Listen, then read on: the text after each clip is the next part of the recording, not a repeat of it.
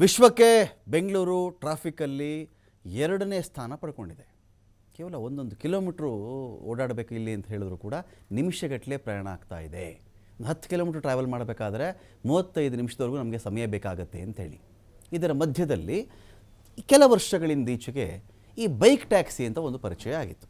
ಬೈಕಲ್ಲಿ ಈಗ ನಮ್ಗೆ ಆಟೋ ಇದೆ, ಕ್ಯಾಬ್ ಇದೆ, ಓಲಾ ಅಂತಾರೆ, ಉಬರ್ ಅಂತಾರೆ, ನಮ್ಮ ಯಾತ್ರಿ ಅಂತಾರೆ. ಈ ಥರದ್ದು ಬೇಕಾದಷ್ಟು ನಮ್ಮ ನಡುವೆ ಒಂದಷ್ಟು ವಿಧಾನಗಳಿವೆ. ಇದರ ಮಧ್ಯೆ ಬೈಕ್ ಟ್ಯಾಕ್ಸಿ ಅಂತ ಬಂತು. ಇದು ಅಫಿಷಿಯಲ್ ಅಲ್ವಾ ಅಂತ ಚೆಕ್ ಮಾಡಿಕೊಂಡಾಗ ಕೆಲವರು ಹೌದ್ರಿ ಅಫಿಷಿಯಲ್ ಅಂತ ಹೇಳಿದ್ರು. ಇನ್ನು ಕೆಲವರು ಇಲ್ಲ ಸುಮ್ಮನೆ ಒಂದು ಬೈಕ್ ಇಟ್ಕೊಂಡಿರ್ತಾರೆ ಇವರು. ಮನೆಯಿಂದ ಆಫೀಸ್ಗೆ ಹೋಗಬೇಕಾದ್ರೆ, ಆಫೀಸಿಂದ ಮನೆಗೆ ಬರಬೇಕಾದ್ರೆ ಇವ್ರು ಏನು ಮಾಡಿಬಿಡ್ತಾರೆ, ಆನ್ ದ ವೇನಲ್ಲಿ ಥ್ರೂ ಆ್ಯಪ್ ಬುಕ್ ಮಾಡ್ಕೊಳ್ತಾರೆ. ಅವರ ಒಂದು ಟ್ರಿಪ್ ಬುಕ್ ಮಾಡ್ಕೊಳ್ತಾರೆ. ಅದರಲ್ಲಿ ಯಾರೋ ಪ್ರಯಾಣಿಕರು ಬರ್ತಾರೆ. ಇವ್ರನ್ನ ಸಪೋಸ್ ಆಟೋ ರಿಕ್ಷಾದಲ್ಲಿ ಅದೇ ಒಬ್ಬ ಮನುಷ್ಯ ಜಯನಗರದಿಂದ ಗಿರಿನಗರಕ್ಕೋ, ಗಿರಿನಗರದಿಂದ ಈ ಕಡೆ ಮುನೇಶ್ವರ ಬ್ಲಾಕಿಂದ ಎಲ್ಲೋ ಒಂದು ಕಡೆ ಟ್ರಾವೆಲ್ ಮಾಡಿದಾಗ ಆಟೋದಲ್ಲಿ ಪ್ರಯಾಣ ಮಾಡಿದ್ದಕ್ಕೆ ಒಂದು ಉದಾಹರಣೆ ಹೇಳ್ತಾ ಇದ್ದೀನಿ, ಎಕ್ಸಾಂಪಲ್ಗಷ್ಟೇ. ಇದು ಒಂದು 100 ರೂಪಾಯಿ ಆಗ್ತಿತ್ತು ಅಂತ ಅಂದ್ಕೊಳ್ಳಿ. 100 ರೂಪಾಯಿ ಕೊಡಬೇಕಪ್ಪ ನಾನು ಆಟೋದಲ್ಲಿ ಪ್ರಯಾಣ ಮಾಡಿದ್ರೆ ಅಂತಿದ್ರೆ, ಈ ಬೈಕ್ನವ್ರು ಬಂದರೆ 55 ರೂಪಾಯಿಗೋ 60 ರೂಪಾಯಿಗೋ ಅವ್ರು ಬರ್ತಾಯಿದ್ರು. ಪ್ರಶ್ನೆ ಒಂದು, 40 ರೂಪಾಯಿ ನನಗೆ ಉಳಿಯುತ್ತಲ್ಲ ಅಂತೇಳಿ ಒಬ್ಬ ಗ್ರಾಹಕ ಏನು ಮಾಡ್ತಾ ಇದ್ದ, ಆ ಪ್ರಯಾಣಿಕ ಅವನು ಬೈಕ್ ಟ್ಯಾಕ್ಸಿಗೆ ಹೋಗಿಬಿಡ್ತಾ ಇದ್ದ. ಇದರಲ್ಲಿ ಮಹಿಳಾ ಪ್ರಯಾಣಿಕರಿದ್ದರು ಇದೇ ಕಥೆನೇ, ಪುರುಷ ಪ್ರಯಾಣಿಕರಿದ್ದರು ಇದೇ ಕಥೆನೇ. ಇನ್ ಬಿಟ್ವೀನ್ ಏನಾಗ್ತಾ ಇತ್ತು, ಅನೇಕ ಕಡೆಗಳಲ್ಲಿ ಈ ಕ್ಯಾಬ್ ಓಡಿಸ್ತಕ್ಕಂಥವ್ರು, ಆಟೋ ರಿಕ್ಷಾ ಓಡಿಸ್ತಕ್ಕಂಥವ್ರು ಏನು ಮಾಡ್ತಾಯಿದ್ರು, ಅವ್ರನ್ನ ಅಡ್ಡಗಟ್ತಾ ಇದ್ರು. ನೀನು ಯಾವನೋ, ನೀನು ಯಾಕೆ ಓಡಿಸ್ತಾ ಇದೆಯಾ, ನಿನಗೇನು ಪರ್ಮಿಷನ್ ಇದೆ, ನೀನು ಹೆಂಗೆ ಓಡಿಸ್ತಾ ಇದೆಯಾ, ನಿನ್ಗೆ ಯಾರಿಲ್ಲಿ ಒಳಗಡೆ ಬಿಟ್ಟರು, ನಿನ್ನ ಹಿಂದೆ ಇರೋ ಪ್ರಯಾಣಿಕರು ಯಾರು ಹೇಳು, ನಿಜ ಹೇಳು, ನೀನು ಟ್ಯಾಕ್ಸಿ ತಾನೇ ಓಡಿಸ್ತಿರೋದು, ನೀನು ರ್ಯಾಪಿಡೋ ತಾನೇ ಓಡಿಸ್ತಿರೋದು ಅಂತ ಬಂದಾಗ ಅನೇಕ ಕಡೆಗಳಲ್ಲಿ ಟೂ ವೀಲರ್ ಮತ್ತು ಆಟೋ ಅಥವಾ ಕ್ಯಾಬ್ ಚಾಲಕರ ನಡುವೆ ಒಂದು ಸಂಘರ್ಷ ಏರ್ಪಡ್ತಾ ಇತ್ತು. ನೀನು ಮಾಡ್ತಿರೋ ಸರಿ ಇಲ್ಲ, ಈ ಆಟೋ ರಿಕ್ಷಾಗೆ ನಾನು EMI ಕಟ್ತಾ ಇದ್ದೀನಿ, ನಾನು ಲೋನ್ ತಗೊಂಡಿದ್ದೀನಿ, ನನಗೆ ಮನೆ ಇದೆ, ಸಂಸಾರ ಇದೆ, ಮಕ್ಕಳಿದ್ದಾರೆ, ನಮ್ಮ ಜೀವನಕ್ಕೆ ನಾನೇನು ಮಾಡಬೇಕು, ಬೆಳಗ್ಗೆಯಿಂದ ಬಾಡಿಗೆ ಸಿಕ್ಕಿಲ್ಲ. ಇದು ವಾದ 2. ಇದರ ಮಧ್ಯದಲ್ಲಿ ಏನಾಯಿತು ಅಂತ ಹೇಳಿದ್ರೆ, ಇವರು ಪರ್ಮಿಷನ್ ಇರಲಿಲ್ವಾ, ಇವ್ರು ತೊಗೋಬಾರ್ದಾಗಿತ್ತು ಅಂತ ಬಂದಾಗ ಇವತ್ತು ಕೋರ್ಟ್ ಹೇಳ್ತಾ ಇದೆ, ಹೈಕೋರ್ಟ್ ಹೇಳ್ತಾ ಇದೆ ಅಫಿಷಿಯಲ್ ಆಗಿ ಇಲ್ಲ, ನೀವು ಆ ಥರ ಬೈಕ್ ಟ್ಯಾಕ್ಸಿ ಅವ್ರನ್ನ ನಿರ್ಬಂಧ ಮಾಡುವಂತಿಲ್ಲ, ಮಾಡಿಕೂಡ್ದು ನೀವು ಅಂಥೇಳಿ. ಇದನ್ನು ಈ ಟ್ಯಾಕ್ಸಿ ಚಾಲಕರ ಸಂಘ ಒಪ್ಪಿಲ್ಲ. ನಾವು ಇನ್ನೂ ಮೇಲ್ಮನವಿ ಹೋಗ್ತೀವಿ ಅಂತ ಹೇಳಿದ್ರು. ಇದಕ್ಕಿಂತ ಮುಂಚೆ ಸರ್ಕಾರ ಏನು ಕೊಟ್ಟಿತ್ತು ಅಂತ ಹೇಳಿದ್ರೆ, ಈ ಥರ ಬೈಕ್ನಲ್ಲಿ ಪ್ರಯಾಣಿಕರನ್ನ ಕರ್ಕೊಂಡು ಹೋಗೋದಿದೆಯಲ್ಲ, ಅದು ಅಸುರಕ್ಷಿತ, ಸೇಫ್ಟಿ ಅಲ್ಲ ಅದು ಅಂತ ಹೇಳಿತ್ತು. ಸರ್ಕಾರದ ಈ ವಾದಕ್ಕೆ ದ್ವಿಸದಸ್ಯ ಪೀಠದಲ್ಲಿ ಇಲ್ಲಿ ವಿಭು ಭಕ್ಕರು ಅವರಿದ್ದರು, CJ ಹೈಕೋರ್ಟ್ಗೆ, ಅವರಿದ್ದಂಥ ನ್ಯಾಯಪೀಠ CM ಜೋಶಿ ಅವರು ಕೂಡ ಇದ್ದರು ನ್ಯಾಯಮೂರ್ತಿಗಳು. ಅವರಿಬ್ಬರು ಇದ್ದಂಥ ಪೀಠ ಏನು ಹೇಳ್ತಾ ಇದೆ, ಇಲ್ಲಿ ಇಲ್ಲಪ್ಪ ನೀವು ಆ ಥರ ನಿರ್ಬಂಧ ಮಾಡೋಕ್ಕಾಗಲ್ಲ, ಬೈಕ್ ಟ್ಯಾಕ್ಸಿ ಸೇವೆ ಇದೆಯಲ್ಲ ಸಾರ್ವಜನಿಕ ಸಾರಿಗೆ ವ್ಯವಸ್ಥೆಯ ಒಂದು ಭಾಗ ಅದು ಅಂತ ಅವ್ರ ಪೀಠ ಹೇಳಿಬಿಡ್ತು. ಎಂಬಲ್ಲಿಗೆ ಬೈಕ್ ಟ್ಯಾಕ್ಸಿ ನಾಳೆಯಿಂದ ಓಡಾಡಬಹುದು ಅಂತ ಅದರ ಅರ್ಥ. ಇದಕ್ಕೆ ಆಕ್ರೋಶವೂ ಇದೆ, ಸ್ವಾಗತ ಮಾಡುವವರು ಇದ್ದಾರೆ. ಹಾಗಾದರೆ ಏನಿದು? ಪ್ರಯಾಣಿಕರ ದೃಷ್ಟಿಯಿಂದ ಕೇಳಿದ್ರೆ, ನನಗೆ ಯಾವ್ದು ಕಡಿಮೆ ನಾವು ತೊಗೋತೀನಿ ರೀ, ಮಾರ್ಕೆಟ್ಗೆ ಹೋಗ್ತೀನಿ ನಾನು, ಯಾರೋ ಒಬ್ಬ 60 ರೂಪಾಯಿ ಅಂತಾರೆ, ಒಬ್ಬರು 40 ರೂಪಾಯಿ ಅಂತಾರೆ, ಇನ್ನೊಬ್ಬರು 30 ರೂಪಾಯಿ ಅಂತಾರೆ, ನನ್ನ ಜೇಬಿನ ದುಡ್ಡಿಗೆ ತಕ್ಕಂತೆ ನಾನು ವ್ಯಾಪಾರ ಡಿಸೈಡ್ ಮಾಡ್ತೀನಿ ಅಂತಾರೆ. ಬಟ್ ಈ ಕಡೆ ಇವ್ರು ಯಾರು ಸೇವೆ ಸಲ್ಲಿಸ್ಕೊಂಡು ಬಂದಿದ್ದಾರಲ್ಲ ಕಾಲದಿಂದಾನು, ಆಟೋ ರಿಕ್ಷಾದವರು, ಕ್ಯಾಬ್ನವರು, ನಾವೆಲ್ಲಿಗ್ರಿ ಹೋಗಬೇಕು, ಏನು ಬಂಡವಾಳ ಹಾಕ್ಬಿಟ್ಟಿದ್ದಾನಪ್ಪ ಇವನು, ಒಂದು ಬೈಕ್ ಇಟ್ಕೊಂಡಿದ್ದಾನೆ, ಅವನ ಪರ್ಸ್ನಲ್ ಯೂಸ್ಗೂ ಅದೇ ಬೈಕು, ಅವನ ಆಫೀಸ್ಗೆ ಹೋಗೋಕ್ಕೂ ಅದೇ ಬೈಕು, ಆನ್ ದ ವೇ. ಅದು ನಮ್ಗೆ ಯಾವ ಪೀಕ್ ಟೈಮ್ ಬೆಳಗ್ಗೆ 8:30 9 ಗಂಟೆಯಿಂದ 11 ಗಂಟೆವರೆಗೂ ಅಂದ್ಕೊಳ್ಳಿ, 4 ಗಂಟೆಯಿಂದ 6 ಗಂಟೆ 7 ಗಂಟೆ 8 ಗಂಟೆ ಅಂತ ಅಂದ್ಕೊಳ್ಳಿ. ಈ ಟೈಮಲ್ಲಿ ಅವ್ರಿಗೂ ಆಫೀಸ್ ಬಿಡುತ್ತೆ, ದಾರಿ ಉದ್ದಕ್ಕೂ ಕೆಲವ್ರು ಮಾಡ್ಕೊಂಡು ಹೋಗ್ತಾರೆ. ಇನ್ನು ಕೆಲವರು ದಿನಪೂರ್ತಿ ಅದೇ ಕೆಲಸವೇ, ಅವ್ರು ಯಾವ ಆಫೀಸ್ಗೂ ಹೋಗಲ್ಲ, ಒಂದು ಬೈಕ್ ಇಟ್ಕೊಂಡಿದ್ದಾನೆ, ಅದೇ ಅವನ ದುಡಿಮೆಯ ಒಂದು ಭಾಗ. ಹಾಗಾಗಿ ಈ ವಿಚಾರಕ್ಕೆ ಸಂಬಂಧಪಟ್ಟಂತೆ ಪರ ಏನು, ವಿರೋಧ ಏನು, ಈ ತೀರ್ಪಿಗೆ ಈಗ ಸೇಫ್ಟಿ ಅನ್ನೋ ವಿಚಾರ ಬಂದಾಗ ಬಸ್ಸು ಆಕ್ಸಿಡೆಂಟ್ ಒಳಗಾಗುತ್ತೆ, ಕ್ಯಾಬು ಆಕ್ಸಿಡೆಂಟ್ ಒಳಗಾಗುತ್ತೆ, ಆಟೋನು ಆಕ್ಸಿಡೆಂಟ್ ಒಳಗಾಗುತ್ತೆ, ಟೂ ವೀಲರ್ ಕೂಡ ಆಕ್ಸಿಡೆಂಟ್ ಒಳಗಾಗುತ್ತೆ. Suppose KSRTC BMTC bus accident ಆಗಿ ಜನ ಸತ್ತೋಗ್ಬಿಟ್ರು, ಒಂದು 5 ಜನ ಸತ್ತೋಗ್ಬಿಟ್ರು. ನಾಳೆಯಿಂದ ಬಸ್ಸು ಸೇಫ್ಟಿ ಅಲ್ಲ, ಇನ್ಮೇಲೆ ಬಸ್ಸಿನ ಸಾರಿಗೆ ಕ್ಯಾನ್ಸಲ್ ಅಂತ ಮಾಡೋಕ್ಕಾಗುತ್ತಾ ನಾವು? ಯಾವುದ್ರಲ್ಲಿ ಸೇಫ್ಟಿ ಇದೆ? ನಮ್ಗೆ ನಡ್ಕೊಂಡು ಪಾದಚಾರಿಯನ್ನು ಸಾಯಿಸ್ಬಿಡ್ತಾರೆ, ಬಸ್ ಗುದ್ದುಬಿಟ್ಟು ಸಾಯಿಸ್ಬಿಡ್ತಾರೆ, ಏನು ಮಾಡೋಣ? ಎಲ್ಲ ವಿಚಾರಕ್ಕೆ ಸಂಬಂಧಪಟ್ಟ ಡಿಬೇಟ್ ಇದೆ. ಪಾಲ್ಗೊಳ್ಳೋದಕ್ಕೆ ನಮ್ಮೊಂದಿಗೆ G. ನಾರಾಯಣಸ್ವಾಮಿ ಅವರಿದ್ದಾರೆ, ಕರ್ನಾಟಕ ಚಾಲಕರ ಒಕ್ಕೂಟದ ರಾಜ್ಯಾಧ್ಯಕ್ಷರು. ಸ್ವಾಗತ ನಿಮಗೆ ನಾರಾಯಣಸ್ವಾಮಿ ಅವರು. ಸರ್ ನಮಸ್ಕಾರ. ಡಿಬೇಟ್ಗೆ ಸಂಬಂಧಪಟ್ಟಂತೆ ಇನ್ನೊಂದು ಕಡೆ ಮಣಿಕಂಠ ಅವರಿದ್ದಾರೆ, ಟ್ಯಾಕ್ಸಿ ಡ್ರೈವರ್ ಇದ್ದಾರೆ. ಇವರು ಸ್ವಾಗತ ಮಣಿಕಂಠ ಅವರೇ ಈ ಒಂದು ಡಿಬೇಟ್ಗೆ. ದಿಲೀಪ್ ಕುಮಾರ್ IAS ಅವರಿದ್ದಾರೆ, ಹೈಕೋರ್ಟ್ನ ವಕೀಲರು ನಮ್ಮೊಂದಿಗಿದ್ದಾರೆ. ಸ್ವಾಗತ ನಿಮಗೆ ದಿಲೀಪ್ ಕುಮಾರ್ ಅವರು. ಸರ್ ನಮಸ್ಕಾರ. ಈಗ ನಾನು ಡಿಬೇಟ್ ಸ್ಟಾರ್ಟ್ ಮಾಡ್ತೀನಿ. ಮೊದಲಿಗೆ G. ನಾರಾಯಣಸ್ವಾಮಿ ಅವರೇ, ಏನಕ್ಕೆ ವಿರೋಧ ಆಯಿತು ನಿಮಗೆ ಬೈಕ್ ಟ್ಯಾಕ್ಸಿ ಅವ್ರ ವಿಚಾರ ಏನಕ್ಕೆ ವಿರೋಧ ಆಯಿತು? ಹೈಕೋರ್ಟ್ ತೀರ್ಪು ಅಂತಲ್ಲ, ಇದಕ್ಕೆ ಏನಿಸ್ತು ನಿಮಗೆ ಅಂತ? ಸರ್ ಇದು ಇಲ್ಲಿಗಲ್ ಸರ್ ಇದು. ಓಕೆ. ಯಾಕಂದರೆ ನೀವು ವೈಟ್ ಬೋರ್ಡು ಗಾಡಿಯನ್ನು ನಿಮಗೆ ನೀವು ತೊಗೊಂಡಿರೋದು ನಿಮ್ಮ ಸ್ವಂತಕ್ಕೆ, ಬಾಡಿಗೆ ಓಡಿಸೋದಕ್ಕಲ್ಲ. ಇದಕ್ಕೆ 2016ರಲ್ಲಿ ಏನು BJP ಗೌರ್ಮೆಂಟ್ ಇದ್ದಂಥ ಸಂದರ್ಭದಲ್ಲಿ ಯಡಿಯೂರಪ್ಪನವರು EV ಬೈಕ್ ಟ್ಯಾಕ್ಸಿಗೆ ಪರ್ಮಿಷನನ್ನು ಕೊಟ್ಟಿದ್ದು. ಯಾವುದೇ ರೀತಿಯಾದ ಪೆಟ್ರೋಲ್ ಬೈಕ್ಗೆ ಪರ್ಮಿಷನನ್ನು ಕೊಟ್ಟಿಲ್ಲ. ಓಕೆ. ಇವರು ಅದನ್ನು ಮಿಸ್ಯೂಸ್ ಮಾಡಿಕೊಂಡ್ರು. ಮಿಸ್ಯೂಸ್ ಮಾಡ್ಕೊಂಡ್ಮೇಲೆ ಸರ್ಕಾರನ ಅದನ್ನ ವಿರೋಧಿಸ್ತು. ಆಮೇಲೆ ಕಾಂಗ್ರೆಸ್ ಸರ್ಕಾರ ಬಂದ ಮೇಲೆ EV ಬೈಕ್ ಟ್ಯಾಕ್ಸಿಯನ್ನೇ ಬ್ಯಾನ್ ಮಾಡಿದ್ರು, ಸಂಪೂರ್ಣವಾಗಿ ಇದು ನಿಲ್ಲಿಸಬೇಕು ಅಂತ. ಅದನ್ನು ಕೋರ್ಟ್ಗೆ ಹೋದರು, ಕೋರ್ಟಲ್ಲಿ ಇದಕ್ಕೆ ಸಮ್ಮತಿನೂ ಸಿಕ್ತು. ಈಗ ಲಾಸ್ಟ್ ಟೈಮು ಇದಕ್ಕೆ ನಿಲ್ಲಿಸಬೇಕು ಅಂತಲೇ ಕೋರ್ಟ್ ಆದೇಶವನ್ನು ಕೊಟ್ಟಿತ್ತು. ಬಟ್ ಇವತ್ತು ನಮಗೆ ತೀರ್ಪು ದಿಗ್ಭ್ರಮೆ ಆಗ್ತಾಯಿದೆ. ಯಾಕೆ ಅಂತಂದರೆ ಇದು ಸಂಪೂರ್ಣ ಇಲ್ಲಿಗಲ್ಲು. ಬ್ಯಾಕ್ ಸೈಡ್ ಯಾರು ಕುತ್ಕೊತಾರೆ? ನೀವೇನು ಹೇಳಿದ್ರಿ, ಸೇಫ್ಟಿ ಬಗ್ಗೆ ಮಾತಾಡಿದ್ರಿ. ಟೋಟಲಿ ಸೇಫ್ಟಿ ಇಲ್ಲ ಸರ್, ಇದು ಅನ್ಸೇಫ್ಟಿ. ಒಂದು ಹಿಂದೆಗಡೆ ಯಾರು ಕುತ್ಕೊತಾರೆ, ಅವ್ರಿಗೆ ಆಕ್ಸಿಡೆಂಟ್ ಆದರೆ ಯಾವುದೇ ಇನ್ಶೂರೆನ್ಸು ಅವ್ರಿಗೆ ಕ್ಲೈಮ್ ಆಗೋದಿಲ್ಲ. ಓಕೆ. ಮತ್ತು ಹೊರ ರಾಜ್ಯದ ಗಾಡಿಗಳು, ಅವ್ನು ಯಾರು ಡ್ರೈವ್ ಮಾಡ್ತಕ್ಕಂಥವನು ಯಾರು ಅಂತ ಮಾಹಿತಿನೇ ಇರೋದಿಲ್ಲ. ಅವನು ಬಂದು ಈ ಗಾಡಿನಲ್ಲಿ ಪಿಕಪ್ ಮಾಡ್ಕೊಂಡು ಹೋಗ್ತಾನೆ. ಈಗ ಸುಮಾರು ಅಹಿತಕರ ಘಟನೆಗಳು ನಡೆದಿದೆ, ನಡೆದು ಕೇಸು ಆಗಿದೆ, ರೀಸೆಂಟಾಗೂ ಆಗಿದೆ, ಕೇಸ್ಗಳಾಗಿದೆ ಮತ್ತು ತೊಂದರೆ ಆಗಿದೆ. ಇಲ್ಲಿ ನೋಡ್ರಿ, ನೀವೀಗ ಚೆಕ್ ಮಾಡಿದ್ರೆ ಇಲ್ಲಿ ಒಂದು 50%. ಇಲ್ಲೇನಾಗುತ್ತೆ, ಇಲ್ಲಿ ಎರಡು ಪದ, ನೀವು ಪದ ಬಳಕೆ ತಪ್ಪು ಮಾತಾಡಿದ್ರೆ ಗೊತ್ತಿಲ್ಲ ನನಗೆ. ಇಲ್ಲಿಗಲ್ ಅಂತ ಹೇಳುವಂತಿಲ್ಲ, ಯಾಕಂದರೆ ಹೈಕೋರ್ಟ್ ಹೇಳಿಬಿಟ್ಟಾಗ ನಮ್ಗೆ ಅನ್ಯಾಯ ಆಯಿತು ಅಂತ ಹೇಳ್ಕೊಬೋದು ನಾವು. ಕೋರ್ಟ್ ಹೇಳಿರೋದೇ ನಾವು ಅಕ್ರಮ ಸರಿ ಇಲ್ಲ ಅಂತ ನಾವು ಹೇಳಕ್ಕೆ ಬರಲ್ವಲ್ಲ ಸರ್. ಲೈಸೆನ್ಸೇ ಇಲ್ವಲ್ಲ ಸರ್, ಅದನ್ನೇನು ಅಲ್ಲಲ್ಲ. ಕೋರ್ಟ್ ಏನು ಹೇಳ್ತಿದೆ ಅದನ್ನು ಕೇಳಿಸ್ಕೊಂಬಿಡಿ. ನಾನು ನಾರಾಯಣಸ್ವಾಮಿ ಅವರೇ ಕೋರ್ಟ್ ಹೇಳಿರೋದು ಮಾತ್ರ ನಾನು ಇಲ್ಲಿ ಓದ್ತಾ ಇದ್ದೀನಿ ನಿಮಗೆ. ನೋಡಿ, ಏಕಸದಸ್ಯ ಪೀಠದ ತೀರ್ಪಿಗೆ ತಡೆ, ಬೈಕ್ ಟ್ಯಾಕ್ಸಿಗೆ ಗ್ರೀನ್ ಸಿಗ್ನಲ್ ಕೊಟ್ಟಿದೆ. ಬೈಕ್ ಟ್ಯಾಕ್ಸಿಗಳಿಗೆ ಲೈಸೆನ್ಸ್ ನೀಡುವುದನ್ನು ಸರ್ಕಾರ ನಿರಾಕರಿಸುವಂತಿಲ್ಲ. ನೀವೇನು ಹೇಳ್ತಾ ಇದ್ದೀರಿ, ಅವ್ರಿಗೆ ಲೈಸೆನ್ಸ್ ಇಲ್ಲ, ಈ ಥರದ್ದೆಲ್ಲ ಮಾಡೋವಂತಿಲ್ಲ, ಯಾವ ರಾಜ್ಯದಿಂದನೂ ಬರ್ತಾ ಇದ್ದಾರೆ ಅಂತ ಬಂತ ಒಂದು ವಿಷಯ ಬಂತು. ನಾಳೆ ದಿನ ಬೈಕ್ ಟ್ಯಾಕ್ಸಿ ಅವ್ರು ಹೋಗಿ ನನಗೆ ಲೈಸೆನ್ಸ್ ಕೊಡಿ ಅಂತ ಹೇಳಿದ್ರೆ ಸರ್ಕಾರ ಡಿನೇ ಮಾಡೋಕ್ಕಾಗಲ್ಲ, ನಾನು ನಿಂಗೆ ಲೈಸೆನ್ಸ್ ಕೊಡಲ್ಲ ಹೋಗು ಅಂತ ಹೇಳೋಕ್ಕಾಗಲ್ಲ ಅಂತ ಕೋರ್ಟ್ ಹೇಳಿರೋದು ಇದು. ಬೈಕ್ ಟ್ಯಾಕ್ಸಿ ಸೇವೆ ಸಾರ್ವಜನಿಕ ಸಾರಿಗೆ ವ್ಯವಸ್ಥೆಯ ಒಂದು ಭಾಗವಾಗಿದೆ, ಅದು ಒಂದು ಪಾರ್ಟ್ ಅಂತ ಕೋರ್ಟ್ ಅಭಿಪ್ರಾಯ. ಕಾನೂನು ಚೌಕಟ್ಟಿನ ಒಳಗಡೆ ನಿರ್ಬಂಧ ಮಾಡುವಂತಿಲ್ಲ ಅಂತ ಪೀಠ ಒಂದು ಕಡೆ ಅಭಿಪ್ರಾಯಪಟ್ಟಿದೆ. CJ ವಿಭು ಬಕ್ರು, ನ್ಯಾಯಮೂರ್ತಿ CM ಜೋಶಿ ಅವರಿದ್ದಂಥ ಪೀಠದ ಆದೇಶ ಇದು. ಸರಿ, ಇದಕ್ಕೆ ಒಂದು ಸಮಿತಿಯನ್ನು ಮಾಡ್ತಾರೆ. ಮಾನ್ಯ ಪ್ರಿನ್ಸಿಪಾಲ್ ಸೆಕ್ರೆಟರಿ ಅವರ ನೇತೃತ್ವದಲ್ಲಿ IAS ಆಫೀಸರ್ಗಳ ಸಮಿತಿಯನ್ನು ಮಾಡ್ತಾರೆ. ಆ ಸಮಿತಿ ವರದಿ ಏನು ಕೊಟ್ಟಿದೆ ಅಂತಂದರೆ, ಇದು ಲೀಗಲ್ ಅಲ್ಲ, ಇಲ್ಲಿಗಲ್ಲು. ಬೈಕ್ ಟ್ಯಾಕ್ಸಿ ವೈಟ್ ಬೋರ್ಡಲ್ಲಿ ಮಾಡೋ ಆಗಿಲ್ಲ, ಅಸುರಕ್ಷಿತ, ಮತ್ತು ಬೆಂಗಳೂರಿಗೆ ಕರ್ನಾಟಕಕ್ಕೆ ಇದರ ಅವಶ್ಯಕತೆ ಇಲ್ಲ ಅಂತ ಇವರು ಏನು ಸಮಿತಿ ಮಾಡಲಿಕ್ಕೆ ಆದೇಶವನ್ನು ಹೊರಡಿಸಿದ್ರು, ಏನು IAS ಆಫೀಸರ್ಗಳೆಲ್ಲ ಸೇರಿ ಒಂದು ಇದನ್ನು ಮಾಡ್ಕೊಂಡಿದ್ರು, ಆ ಒಂದು ಕಮಿಟಿ ಇದನ್ನು ಬ್ಯಾನ್ ಮಾಡಬೇಕು, ಇದನ್ನು ಮಾಡಬಾರ್ದು ಅಂತಲೇ ಹೇಳಿದೆ. ಫೈನ್. ಮಣಿಕಂಠ ಅವರು, ನಿಮಗೆ ಏನು ಅನಿಸ್ತು ಈ ವಿಚಾರದಲ್ಲಿ? ಸರ್, ಇವತ್ತು ಹೈಕೋರ್ಟ್ ಅವರು ಹೇಳಿರೋದು ಯಾವುದೇ ಕಾರಣಕ್ಕೂ ವೈಟ್ ಬೋರ್ಡಲ್ಲಿ ಟ್ಯಾಕ್ಸಿ ಸೇವೆ ಬೈಕ್ ಟ್ಯಾಕ್ಸಿಯನ್ನು ಚಾಲಿಸಬೇಕು, ಇದನ್ನು ಚಲಾಯಿಸಬೇಕು ಅಂತ ಎಲ್ಲೂ ಹೇಳಿಲ್ಲ ಸರ್. ಅದು ಹೇಳಿರೋದು ಒಂದು ಇದಕ್ಕೆ ಕಾನೂನನ್ನು ತೊಗೊಂಬನ್ನಿ ಅಂತೇಳಿ ಸರ್ಕಾರಕ್ಕೆ ಹೇಳಿದೆ ಸರ್. ವೈಟ್ ಬೋರ್ಡಲ್ಲಿ ಸೇವೆ ಕೊಡಿ ಅಂತ ಹೇಳಿಲ್ಲ ಸರ್. ಯಾಕಂದರೆ ವೈಟ್ ಬೋರ್ಡಲ್ಲಿ ಸೇವೆ ಕೊಟ್ಟರೆ ಹಿಂದೆಗಡೆ ಕೂತ್ಕೊಳ್ಳೋಂಥ ಪ್ಯಾಸೆಂಜರ್ಗೆ ಯಾವುದೇ ಕಾರಣಕ್ಕೂ ಏನಾದರೂ ಆಕ್ಸಿಡೆಂಟ್ ಆದರೆ ಮತ್ತೊಂದಾದರೆ ಅವ್ರಿಗೆ ಇನ್ಶೂರೆನ್ಸ್ ಕ್ಲೈಮ್ ಆಗಲ್ಲ ಸರ್. ಯಾರು ಹೇಳಿದ್ದು ನಿಮ್ಗೆ ಇದನ್ನು ಸರ್? ಇನ್ಶೂರೆನ್ಸ್ ಕ್ಲೈಮ್ ಆಗಲ್ಲ ಅಂತ ನಿಮ್ಗೆ ಯಾರು ಹೇಳಿದ್ದು? ಇಲ್ಲ, ಯಾಕಂದರೆ ಅವ್ನು ತೊಗೊಂಡಿರೋದು ಅದು ಓನ್ ಯೂಸ್ಗೆ ಸರ್. ಕೇಳಿಸ್ಕೊಳ್ಳಿ. ಬೈಕ್ ಟ್ಯಾಕ್ಸಿ ಅಪಘಾತವಾದರೆ ವಿಮೆ ಹೇಗೆ, ಅಲ್ಲಿ ಒಂದು ಇದರಲ್ಲಿ ಸ್ಕ್ರೀನ್ ಮೇಲೆ ಬರುತ್ತಾ, ಪಾಯಿಂಟ್ಸ್ ಹೋಗಿ ಬರುತ್ತೆ, ನೋಡ್ಕೊಂಬಿಡಿ. ಬೈಕ್ ಟ್ಯಾಕ್ಸಿ ಅಂದ ತಕ್ಷಣ ಮೊದಲು ನೆನಪಿಗೆ ಬರ್ತಕ್ಕಂಥ ವಿಚಾರ ಅಪಘಾತ ವಿಮೆ ಕತೆ ಏನು. ಓಡಿಸೋಂಗೇನೋ ಸಿಕ್ಬಿಡುತ್ತೆ, ಅವ್ನಿಗೇನೋ ಕೊಟ್ಬಿಡ್ತಾರೆ, ಯಾರೋ ಇನ್ಶೂರೆನ್ಸ್ ಕೊಟ್ಬಿಡ್ತಾರೆ ಹೆಚ್ಚು ಕಡಿಮೆ ಆದರೆ, ಹಿಂದೆ ಕೂತಿರೋರಿಗೆ ಯಾರು ಗತಿ ಅಂತ ಒಂದು ವಿಷಯ ಬಂತು. ಅಗ್ರಿ, ಮಣಿಕಂಠ ಅವ್ರು ಹೇಳಿದ್ದು ಕರೆಕ್ಟಾಗೇ ಇದೆ. ಬೈಕ್ ರೈಡರ್ಗೆ ವಿಮೆ ಕವರ್ ಆಗುತ್ತೆ, ಹಿಂಬದಿ ಸವಾರರ ಕಥೆ ಏನು, ಇಲ್ಲಿ ಏನಾಗಿದೆ ಬಗ್ಗೆ ಕೇಂದ್ರ ಮೋಟಾರು ವಾಹನ ಕಾಯ್ದೆಯಲ್ಲಿ ಒಂದು ವಿಷಯ ಸ್ಪಷ್ಟಪಡಿಸಲಾಗಿದೆ. ಅದೇನು ಅಂದರೆ ಸೆಲ್ಫ್ ಇನ್ಶೂರೆನ್ಸ್ ಜೊತೆಗೆ ಥರ್ಡ್ ಪಾರ್ಟಿ ಇನ್ಶೂರೆನ್ಸು ಕೂಡ ಇರಬೇಕು, ಅಂತ ಕೇಂದ್ರ ಮೋಟಾರು ವಾಹನ ಕಾಯ್ದೆಯಲ್ಲಿ ಸ್ಪಷ್ಟಪಡಿಸಿದ್ದಾರೆ. ಈ ವಿಮೆಯಲ್ಲಿ ವಿಕಲಚೇತನರು ಸಾವಿನ ಬಗ್ಗೆ ಕೂಡ ಉಲ್ಲೇಖ ಮಾಡಿರಲೇಬೇಕಾಗತ್ತೆ. ಥರ್ಡ್ ಪಾರ್ಟಿ ಇನ್ಶೂರೆನ್ಸ್ನಲ್ಲಿ ಹಿಂಬದಿ ಸವಾರ ಕೂಡ ಸೇರಿರ್ತಾನೆ. ಈಗ ಬರ್ತಿರ್ತಕ್ಕಂಥ ವಿಮೆಗಳಲ್ಲಿ ಪಿಲಿಯನ್ ರೈಡರ್ ಅಂದರೆ ಹಿಂಬದಿಯ ಸವಾರ ಅನ್ನೋ ಒಂದು ಭಾಗವೇ ಇದೆ. ಈಗಾಗಲೇ ರ್ಯಾಪಿಡೋ ಟ್ಯಾಕ್ಸಿ ಕಂಪನಿ ಇದನ್ನು ಕಡ್ಡಾಯ ಮಾಡಿಕೊಂಡಿದೆ. ಥರ್ಡ್ ಪಾರ್ಟಿ ವಿಮೆ ಇದ್ದರಷ್ಟೇ ರ್ಯಾಪಿಡೋ ಓಡಿಸೋಕ್ಕೆ ಅವಕಾಶ ಇದೆ ಅಂತ. ನೀವಿಲ್ಲಿ ರ್ಯಾಪಿಡೋ ಬಗ್ಗೆ ಮಾತ್ರ ವಿರೋಧ ಮಾಡ್ತಾ ಇದ್ದೀರಾ, ಬೇರೆ ಏನಾದರೂ ಏಜೆನ್ಸಿಗಳು ಇಟ್ಕೊಂಡು ಅವನು ಯಾರೋ ಬೈಕ್ ಟ್ಯಾಕ್ಸಿ ಓಡಿಸ್ತಾ ಇದ್ರೆ ಅವ್ರ ಬಗ್ಗೆ ನೀವು ತಕರಾರು ಮಾಡ್ತಿದ್ದೀರಾ? ಸಂಪೂರ್ಣವಾಗಿ ಬೈಕ್ ಟ್ಯಾಕ್ಸಿ ವಿರುದ್ಧನೇ ನಾವು ಹೇಳ್ತಾ ಇದ್ದೀವಿ. ಫುಲ್ ರ್ಯಾಪಿಡೋ ಆಗಲಿ ಯಾವುದಾದ್ರೂ ಆಗಲಿ ಸಂಸ್ಥೆ ಆಗಿಲ್ಲ ಸರ್. ಈಗ ಅವ್ನು ಕೇಳಿದ್ರೆ ಅವ್ನು ಹೇಳ್ತಾನಪ್ಪ, ನಾಳೆ ದಿನ ನೀವು ಇಷ್ಟೋ ಸಲ ನಿಮ್ಮ ಜಗಳಗಳೆಲ್ಲ ನೋಡಿರ್ತೀವಿ, ಒಂಥರ 3-4 ಜನ ಸುತ್ಕೊಂಡ್ಬಿಡ್ತೀರಾ, ಒಬ್ಬ ಟೂ ವೀಲರ್ ಅಗ್ರಿ, ನಿಮ್ಮ ಹೊಟ್ಟೆ ಸಂಕಟ ಇರುತ್ತೆ, ನಿಮಗೊಂದಷ್ಟು ದುಃಖ ಇರುತ್ತೆ.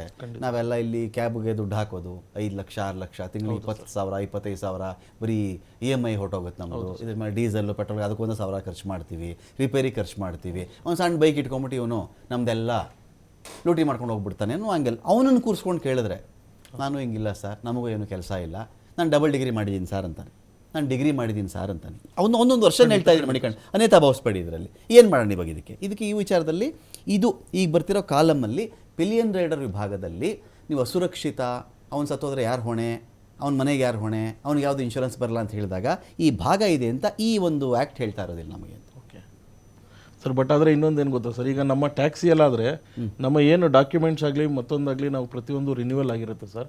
ಆಮೇಲೆ ನಾವು ಕಸ್ಟಮರ್ ಯಾವ ಗಾಡಿ ಬುಕ್ ಮಾಡ್ತಾರೋ ಅದೇ ಗಾಡಿಯ ನಂಬರ್ಗೂ ನಾವು ಟ್ಯಾಕ್ಸಿಯಲ್ಲಾಗಲಿ ಆಟೋದವರಾಗಲಿ ತೊಗೊಂಡೋಗ್ತಾರೆ ಸರ್. ಆದರೆ ಬೈಕ್ ಟ್ಯಾಕ್ಸಿಯಲ್ಲಿ ಆ ಥರ ಇಲ್ಲ ಸರ್. ಬೇಕಂದ್ರೆ ಅದನ್ನ ಇವರು ಚೆಕ್ ಮಾಡ್ಕೊಬೋದು ಸರ್. ಬುಕ್ ಮಾಡೋದೇ ಯಾವುದೋ ಗಾಡಿ, ಬರೋದೇ ಯಾವುದೋ ಗಾಡಿ ಸರ್. ಯಾಕಂದ್ರೆ ಅವರು ಅಟ್ಯಾಚ್ ಮಾಡ್ಕೊಬೇಕಾದ್ರೆ ಯಾವ ಗಾಡಿ ಲೀಗಲ್ ಆಗಿ ಡಾಕ್ಯುಮೆಂಟ್ಸ್ ರನ್ನಿಂಗ್ ಇರುತ್ತೋ ಆ ಗಾಡಿ ಅಟ್ಯಾಚ್ ಮಾಡ್ಕೊಂಡಿರ್ತಾರೆ. ಬಟ್ ಆದ್ರೆ ತುಂಬಾ ಹಳೆ ಗಾಡಿಗಳು, ಡಾಕ್ಯುಮೆಂಟ್ಸ್ ಇಲ್ದೇ ಇರೋಂಥ ಗಾಡಿಗಳು, ಸೊ ಇಂಥ ಗಾಡಿಗಳು ಇನ್ಶೂರೆನ್ಸೇ ಇರಲ್ಲ ಸರ್, ಅಂತ ಗಾಡಿಗಳು ಓಡಿಸ್ತಾ ಇರ್ತಾರೆ. ಆಮೇಲೆ ಅದ್ರಲ್ಲಿ ಅಟ್ಯಾಚ್ ಆಗಿರೋದೇ ಬೇರೆ ಡ್ರೈವರ್ ಆಗಿರ್ತಾನೆ, ಬಂದಿರೋ ಡ್ರೈವರೇ ಬೇರೆ ಆಗಿರ್ತಾನೆ ಸರ್. ಹೊರ ರಾಜ್ಯದ ಗಾಡಿಗಳು, ತುಂಬಾ ರಿಜಿಸ್ಟ್ರೇಷನ್ ಇರೋಂಥ ಗಾಡಿಗಳು. ಅಗ್ರಿ, ಇದನ್ನ ಒಪ್ಪೋಣ ನಾನು. ದಿಲೀಪ್ ಅವರೇ, ದಿಲೀಪ್ ನನ್ನ ಪಾಯಿಂಟ್ ಇಲ್ಲಿ, ಈಗ ಇವತ್ತಿನ ತೀರ್ಪು ಕಡೆ ಹೋದಾಗ ಈ ಥರ ವಿರೋಧ ಮಾಡುವಂತಿಲ್ಲ. ಇವ್ರು ಹೇಳ್ತಿದ್ದಾರೆ ಯಾವ ಲೈಸೆನ್ಸ್ ತೊಗೊಂಡಿರ್ತಾರೆ ಸರ್ ಅಂತ ಹೇಳಿ, ನಾಳೆ ಬೆಳಗ್ಗೆ ಅವ್ರು ಅಪ್ಲೈ ಮಾಡ್ಬಿಡ್ತಾರೆ ಅಗ್ರಿಗೇಟರ್ಗಳು ಇನ್ನೊಬ್ಬರು ಯಾರೋ. ಈಗ ಅವ್ರಿಗೊಂದು ಲೈಸೆನ್ಸ್ ಕೇಳಿದಾಗ ಸರ್ಕಾರ ನಿರಾಕರಿಸಬಾರದು ಅಂತ ಹೇಳಿದ್ರೆ ನಾಳೆನೇ ಅಗ್ರಿಗೇಟರ್ಗಳು ಅರ್ಜಿ ಸಲ್ಲಿಸಿದ್ದಾರೆ, ಸರ್ಕಾರ ಅವರಿಗೆ ಪರವಾನಗಿ ನಿರಾಕರಿಸುವಂತಿಲ್ಲ, ನಾಳೆ ಅಪ್ಲೈ ಮಾಡ್ಕೊಂಡ್ಬಿಡ್ತಾರೆ. ಬೈಕ್ ಟ್ಯಾಕ್ಸಿ ವಿಚಾರದಲ್ಲಿ ಎರಡು ಭಾಗ. ಒಂದು ಜೀವನೋಪಾಯ, ಬೈಕ್ ಟ್ಯಾಕ್ಸಿ ಒಂದು ಜೀವನೋಪಾಯವೇ, ಆಟೋ ಕ್ಯಾಬು ಅವ್ರದ್ದು ಜೀವನೋಪಾಯವೇ. ನಾನು ಬಂಡವಾಳ ಹಾಕಿದ್ದೀನಿ, ಇದು ಬಿಟ್ಟರೆ ನನಗೆ ಬೇರೆ ಕೆಲಸ ಗೊತ್ತಿಲ್ಲ ಅಂತ ಒಂದು. ಇನ್ನು ಕೆಲವು ಬೈಕವ್ರಿಗೆ ಏನು ಮಾಡ್ತಿದ್ದಾರೆ, ಬೆಳಗ್ಗೆಯಿಂದ ರಾತ್ರಿವರೆಗೂ ಅದೇ. ಇನ್ನು ಕೆಲವ್ರು ಏನು ಮಾಡ್ತಾರೆ, ಗಿಗ್ ವರ್ಕರ್ಸು, ಅವ್ರೇನಂದರೆ ಸ್ವಿಗ್ಗಿ ಝೊಮ್ಯಾಟೊ ಅದನ್ನು ಡೆಲಿವರಿ ಮಾಡ್ಕೊಂಡು ಅವ್ರು ಇರ್ತಾರೆ. ಇನ್ನೊಂದು ಭಾಗ ರ್ಯಾಪಿಡೋ ಅಥವಾ ರ್ಯಾಪಿಡೋ ರೀತಿಯ ಬೈಕ್ ಸೇವೆಗಳು. ಪೋರ್ಟರಲ್ಲೂ ಸೇರಿಸಿ ಹೇಳ್ತಾ ಇದ್ದೀನಿ. ಸೊ ಏನು ಮಾಡಬೇಕು ಇವಾಗ ನಾವು ಈ ವಿಚಾರಕ್ಕೆ? ಸರ್, ನಾವು ಇವತ್ತಿನ ತೀರ್ಪಿನ ಬಗ್ಗೆ ಬರೋದಕ್ಕೆ ಮೊದಲು ಮೊದಲು ಸಾರಿಗೆ ವ್ಯವಸ್ಥೆ ಹೆಂಗಿತ್ತು, evolution of the transport in country or in world. Let us assume somebody has invented cycle, subsequently he has invented some motorcycle, subsequently he has invented one car for a people who are very rich, who can afford, and the government at last they have invented train bus ಕಂಡಿಡಿದ್ರು, ಜನಗಳಿಗೆಲ್ಲ ಓಡಾಡಲಿ, ದುಡ್ಡಿರೋರೆಲ್ಲ ನೀವು car ತೊಗೊಂಡು ಓಡಾಡಿ ಅಂತ ಹೇಳ್ಬಿಟ್ಟು ಆ ಥರ ಎವಲ್ಯೂಷನ್ ಶುರು ಆಯ್ತಲ್ವಾ. ಸೊ ಟ್ರಾನ್ಸ್ಪೋರ್ಟ್ ನಾವೇನು ಬಸ್ ಮಾಡ್ತಾ ಇದ್ದಾಗ ಲೆಟ್ ಅಸ್ ಅಸ್ಯೂಮ್ ಅದೇ ಸಿಚುವೇಶನ್ ಇವಾಗ ಕಂಪೇರ್ ಮಾಡೋಣ. ನಾವು ಟ್ರಾನ್ಸ್ಪೋರ್ಟೇಷನ್ ಇದೆ, ಅಂದರೆ ಬಸ್ಸಸ್ ಇದೆ ಗೌರ್ಮೆಂಟಿಗೆ. ಗೌರ್ಮೆಂಟ್ ಬಸ್ ಇರ್ಬೇಕಾದ್ರೆ ನಾವು ಟ್ಯಾಕ್ಸಿ ಕಾರು ಓಡಿಸ್ತೀವಿ, ಲೈಸೆನ್ಸ್ ಕೊಡ್ತೀವಿ ಅಂತ ಕೇಳಿದಾಗ ಸರ್ಕಾರ ನಾನು ಕೊಡಲ್ಲ ಅಂತ ಹೇಳಿದ್ರೆ ಅವ್ರು ಏನು ಮಾಡ್ತಾ ಇದ್ರು? ಸೆಕೆಂಡ್, ಟ್ಯಾಕ್ಸಿ ಬಿಡಿ, ನೆಕ್ಸ್ಟ್ ಆಟೋದವ್ರು ಬರ್ತಾರೆ, ಇಲ್ಲ ನಾನು ಆಟೋ ಓಡಿಸ್ತೀನಿ, ಸಾರಿಗೆನೂ ಇರಲಿ ಕಾರು ಇರಲಿ, ನನಗೂ ಅನುಮತಿ ಕೊಡಿ ಅಂದಾಗ ಸರ್ಕಾರ ಅನುಮತಿ ಕೊಡ್ದಲೇ ಇದ್ದಿದ್ರೆ ಏನಾಗ್ತಾ ಇತ್ತು? ಎವಲ್ಯೂಷನ್ ನಾನು ಹೇಳ್ತಾ ಇದೀನಿ. ಇವಾಗ ಟ್ಯಾಕ್ಸಿಯಿಂದ ಬೈಕಿಗೆ ಬಂದಿದ್ದಾರೆ. ಟಾಂಗಾನು ಇತ್ತು, ಸೈಕಲ್ ರಿಕ್ಷಾ ಕೂಡ ಇತ್ತು. ಅದು ಒಂದು ಟ್ರಾನ್ಸ್ಪೋರ್ಟ್ ಮೋಡ್ ಮೇಲೆ. ಸೊ ಇವಾಗ ಬೈಕಿಗೆ ಬಂದಿದ್ದಾರೆ. ಸೊ ಇವಾಗ ಬೈಕಿಗೆ ಬಂದಿದ್ರು ಕೂಡ ತಪ್ಪು ಅಂತಂದ್ರೆ ಹಂಗಾರೆ ಕಾರಿಗೂ ಮತ್ತೆ ಆಟೋಗೂ ಕೊಟ್ಟಿದ್ದು ತಪ್ಪು ಅಲ್ವಾ? Okay. See, it's a evolution. Okay. But ನಿರಂತರ ಪ್ರಕ್ರಿಯೆಯಲ್ಲಿ ಇರ್ತವೆ ಇದು. ಬೇರೆ ಬೇರೆ ವಿಧಾನಗಳು ಆಡ್ ಆಗ್ತಾ ಹೋಗ್ತಿರುತ್ತೆ. People will find a solution. For example, I will go by a cab for a certain place. It will take 1 hour. If I go by a two-wheeler, I will reach in another hour, half an hour. So as if I am saving half an hour. ಇವಾಗ ಸರ್ಕಾರ ಏನು ಹೇಳಿದೆ, ನೀವು ಅನುಮತಿ ಕೇಳಿದ್ರೆ you cannot deny the license ಅಂತ ಹೇಳಿದೆ. Okay. You cannot deny the permission, it's a right ಅಂತ ಹೇಳ್ಬಿಟ್ಟು subject to whatever the stringent conditions you want to port. ಗಾಡಿ ಕಂಡೀಷನ್, ಗಾಡಿ ಚೆನ್ನಾಗಿದ್ಯಾ ಇಲ್ವಾ ಅದೆಲ್ಲ ನೋಡೇ ನೀನು ಕೊಡಪ್ಪ ಲೈಸೆನ್ಸ್ ಅಂತ. You want to have a different board for these kind of a ಯೆಲ್ಲೋನೋ ಗ್ರೀನೋ ಎರಡೋ ವೈಟ್ ಯಾವುದೋ ಒಂದು ಕ್ರಿಯೇಟ್ ಮಾಡಿ ಮೂರನೇದು ಎವ್ರಿ ಇಯರ್ FC ಚೆಕ್ ಮಾಡಿ, ನಾಲ್ಕನೇದು ಇನ್ಶೂರೆನ್ಸ್ ಚೆಕ್ ಮಾಡಿ, ಐದನೇದು ಥರ್ಡ್ ಪಾರ್ಟಿ ಇನ್ಶೂರೆನ್ಸ್ ಚೆಕ್ ಮಾಡಿ, ಆರನೇದು ಯಾವುದು ಹೆಲ್ಮೆಟ್ ಪರ್ಟಿಕ್ಯುಲರ್ ನಂಬ್ಕೊಂಡಿದ್ವಿ ನಮ್ಮ ಜೀವನಕ್ಕೆ ಏನ್ ಮಾಡ್ಬೇಕು ಅನ್ನೋ ಒಂದು ಕ್ವಶನ್ ಕೇಳ್ತಾರಲ್ಲ ನಾರಾಯಣ ಸ್ವಾಮಿ ಅವರು ಮಣಿಕಂಠ See, ಅವರು. it's for ಇದನ್ನೇ everyone. ನಂಬ್ಕೊಂಡು ನಾವು It's for completely everyone. Depend ಇದ್ರ ಮೇಲೆ. It's for ಯಾರೋ everyone. ಒಬ್ಬ ಸುಮ್ಮನೆ ಒಂದು ಆಪ್ ಡೌನ್ಲೋಡ್ ಮಾಡ್ಕೊಂಡ್ಬಿಟ್ಟು ಅವ್ನ ಪಾಡ್ಕೊಂಡು ಇದೆಲ್ಲ ಓಡಿಸ್ಬಿಡ್ತಾರೆ. ನಾವೇನ್ ಮಾಡ್ಬೇಕು ಸ್ವಾಮಿ? Competition is everywhere. Competition is everywhere. ನಾಳೆ ಇವತ್ತೊಂದು ನಾನೊಂದು ಬೇಕ್ರಿ ಇಟ್ಕೊಂಡಿರ್ತೀನಿ ಅಂದರೆ ನೆಕ್ಸ್ಟ್ ಇನ್ನೊಬ್ಬ ಪಕ್ಕದಲ್ಲೇ ಇನ್ನೊಂದು ಬೇಕ್ರಿ ಓಪನ್ ಮಾಡ್ತಾನೆ. So it is A life. ಇವಾಗ ನನಗೊಬ್ಬನಿಗೆ ಎಲ್ಲ ಆದಾಯ ಬರಬೇಕು, ಬೇರೆ ಯಾರು ಜೀವನ ಮಾಡಬಾರ್ದು, ನಂದು ಇದೇ ಲಾಸ್ಟ್ ಮೋಡ್ ಅಂತ ಹೇಳ್ಬಿಟ್ಟು can you put a restriction? Big fight ವಿಶೇಷ ನಾನು ಮತ್ತೆ ಮುಂದುವರಿಸ್ತಾ ಇದ್ದೀನಿ. ವೀರೇಶ್ ಅವರು ನಮ್ಮ ಜಾಯ್ನ್ ಆಗಿದ್ದಾರೆ, ಸಾಮಾಜಿಕ ಹೋರಾಟಗಾರರು ಕೂಡ ಹೌದು. ಇನ್ನು ಬೈಕ್ ಟ್ಯಾಕ್ಸಿ ವಿಚಾರಕ್ಕೆ ಸಂಬಂಧಪಟ್ಟಂತೆ ಅವ್ರ ವಾದ ಕೂಡ ಕೇಳೋಣ. ವೀರೇಶ್ ಅವರೇ, ಈ ಬೈಕ್ ಟ್ಯಾಕ್ಸಿ ವಿಚಾರದಲ್ಲಿ ಒಂದು ಗ್ರೀನ್ ಸಿಗ್ನಲ್ ಸಿಕ್ತು. ಸರ್ಕಾರ ಏನು ಸಮಿತಿ ಮಾಡ್ಕೊಂಡೆಲ್ಲ ಮಾಡಿದಾಗ ಇಲ್ಲ ಬೇಡ ಅಂತ ಹೇಳಿತ್ತು. ತಕ್ಕ ಮಟ್ಟಿಗೆ ಆಟೋ ಕ್ಯಾಬ್ ಚಾಲಕರೆಲ್ಲ ಖುಷಿಯಾಗಿದ್ದರು ಕೂಡ.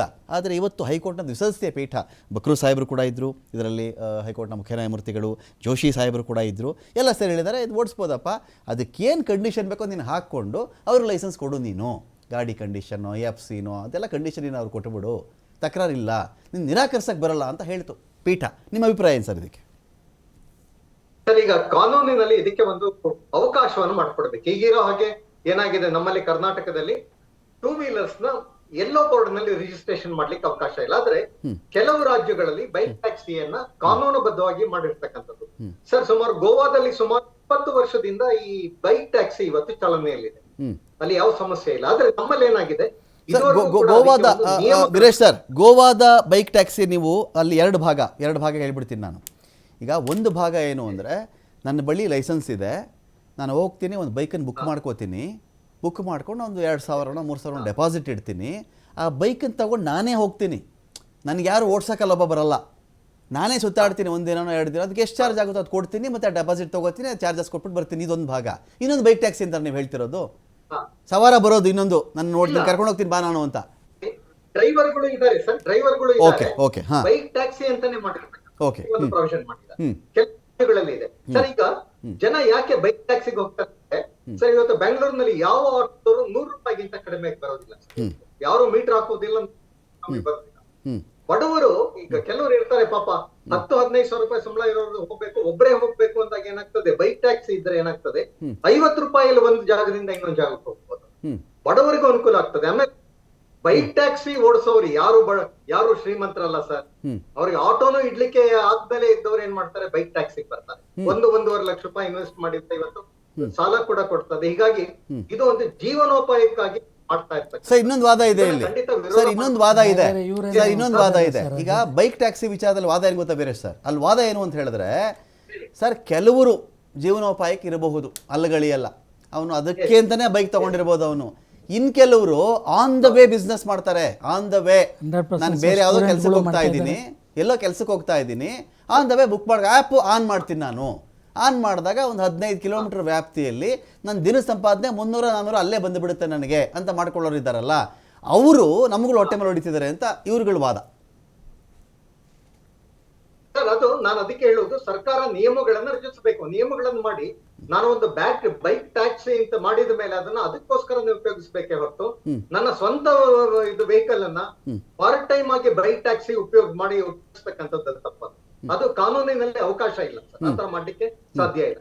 ನೀವು ರಿಜಿಸ್ಟ್ರೇಷನ್ ಎಲ್ಲೋ ಅಂತ ಮಾಡಿ ಅದನ್ನ ಫುಲ್ ಟೈಮ್ ಅದನ್ನ ಬ್ಯಾಕ್ ಟ್ಯಾಕ್ಸಿ ಮಾಡಿದ್ರೆ ಬಹಳಷ್ಟು ಜನಕ್ಕೆ ಉದ್ಯೋಗ ಸಿಗ್ತದೆ, ಮತ್ತೆ ಕಡಿಮೆ ಬೆಲೆಯಲ್ಲಿ ಕಡಿಮೆ ದರದಲ್ಲಿ ಜನ ಬಹಳಷ್ಟು ಜಾಗಗಳಿಗೆ ಹೋಗ್ಬೋದು. ಸರ್, ಇವತ್ತು ಬೆಂಗಳೂರಿನಲ್ಲಿ ತಾವು ನೋಡ್ತಾ ಇದ್ದೀರಾ, ಯಾವ ಆಟೋದವರು 100 ರೂಪಾಯಿಗಿಂತ ಕಮ್ಮಿ ಕೊಡೋದಿಲ್ಲ ಸರ್. ಎಲ್ಲಿ ಬಡವರು ಎಲ್ಲಿ ಕೊಡ್ತಾರೆ ಸರ್ 100 ರೂಪಾಯಿ?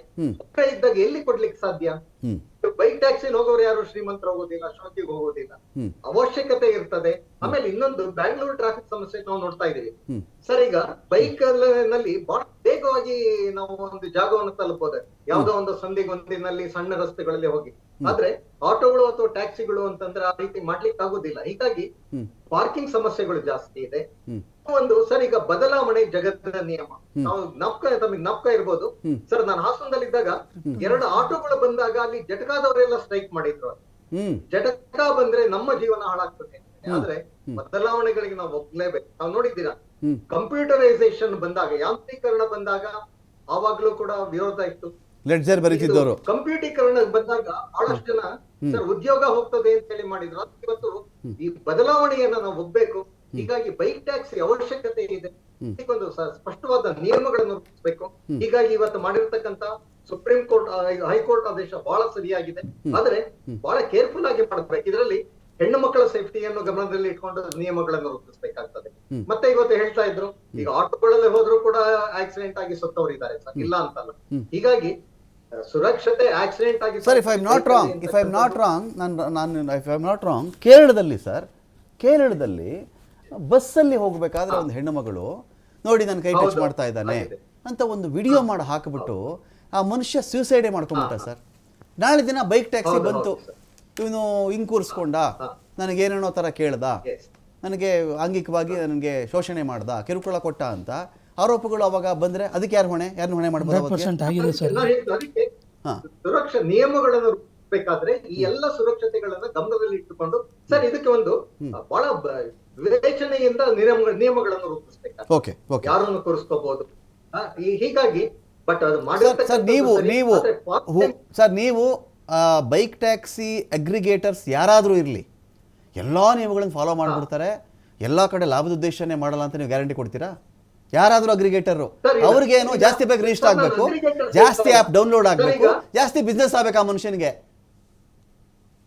ಸರ್ ಈಗ ಅಗ್ರಿಗೇಟರ್ಸ್ ನಾನು ಹೇಳ್ತಾ ಇದ್ದೀನಿ, ಅಗ್ರಿಗೇಟರ್ಸ್ಗಳು ಯಾಕೆ ಬೇಕು ಸರ್? ಮಧ್ಯವರ್ತಿಗಳು ಯಾಕೆ ಬೇಕು ನಾನು ಹೇಳ್ತಕ್ಕಂಥದ್ದು. ಈಗ ಓಲಾ ಊಬರ್ ಮೇಲೆ ಬಹಳಷ್ಟು ಆಪಾದನೆಗಳು ಇವತ್ತು ಇದೆ. ನಾನು ಹೇಳೋದು, ಈಗ ಟ್ಯಾಕ್ಸಿ ಸ್ಟ್ಯಾಂಡ್ ಅಲ್ಲಿ ಒಬ್ಬ ಟ್ಯಾಕ್ಸಿ ನಿಂತಿರ್ತಾನೆ, ಹಾಗೆ ಬೈಕ್ ಟ್ಯಾಕ್ಸಿಗಳ ಸ್ಟ್ಯಾಂಡ್ ಗಳನ್ನ ಮಾಡಿ, ಜನ ಬೇಕಾದ್ರೆ ನೇರವಾಗಿ ಹೋಗ್ಲಿ, ಆತರ ಮಾಡಿ ನೀವು ವ್ಯವಸ್ಥೆಯನ್ನ ಸರಿ ಮಾಡಿ. ಹೀಗಾಗಿ ಎಂಟೈರ್ ಇದು ಇವಾಗ ಸರ್ ಓಲಾ ಊಬರ್ ನಿಂದನೂ ಕೂಡ ಡ್ರೈವರ್ಗಳಿಗೂ ವಂಚನೆ ಆಗ್ತಾ ಇದೆ, ಜನಗಳಿಗೂ ವಂಚನೆ ಆಗ್ತಾ ಇಲ್ಲ ಅಂತ ಹೇಳ್ತಾ ಇದೆ.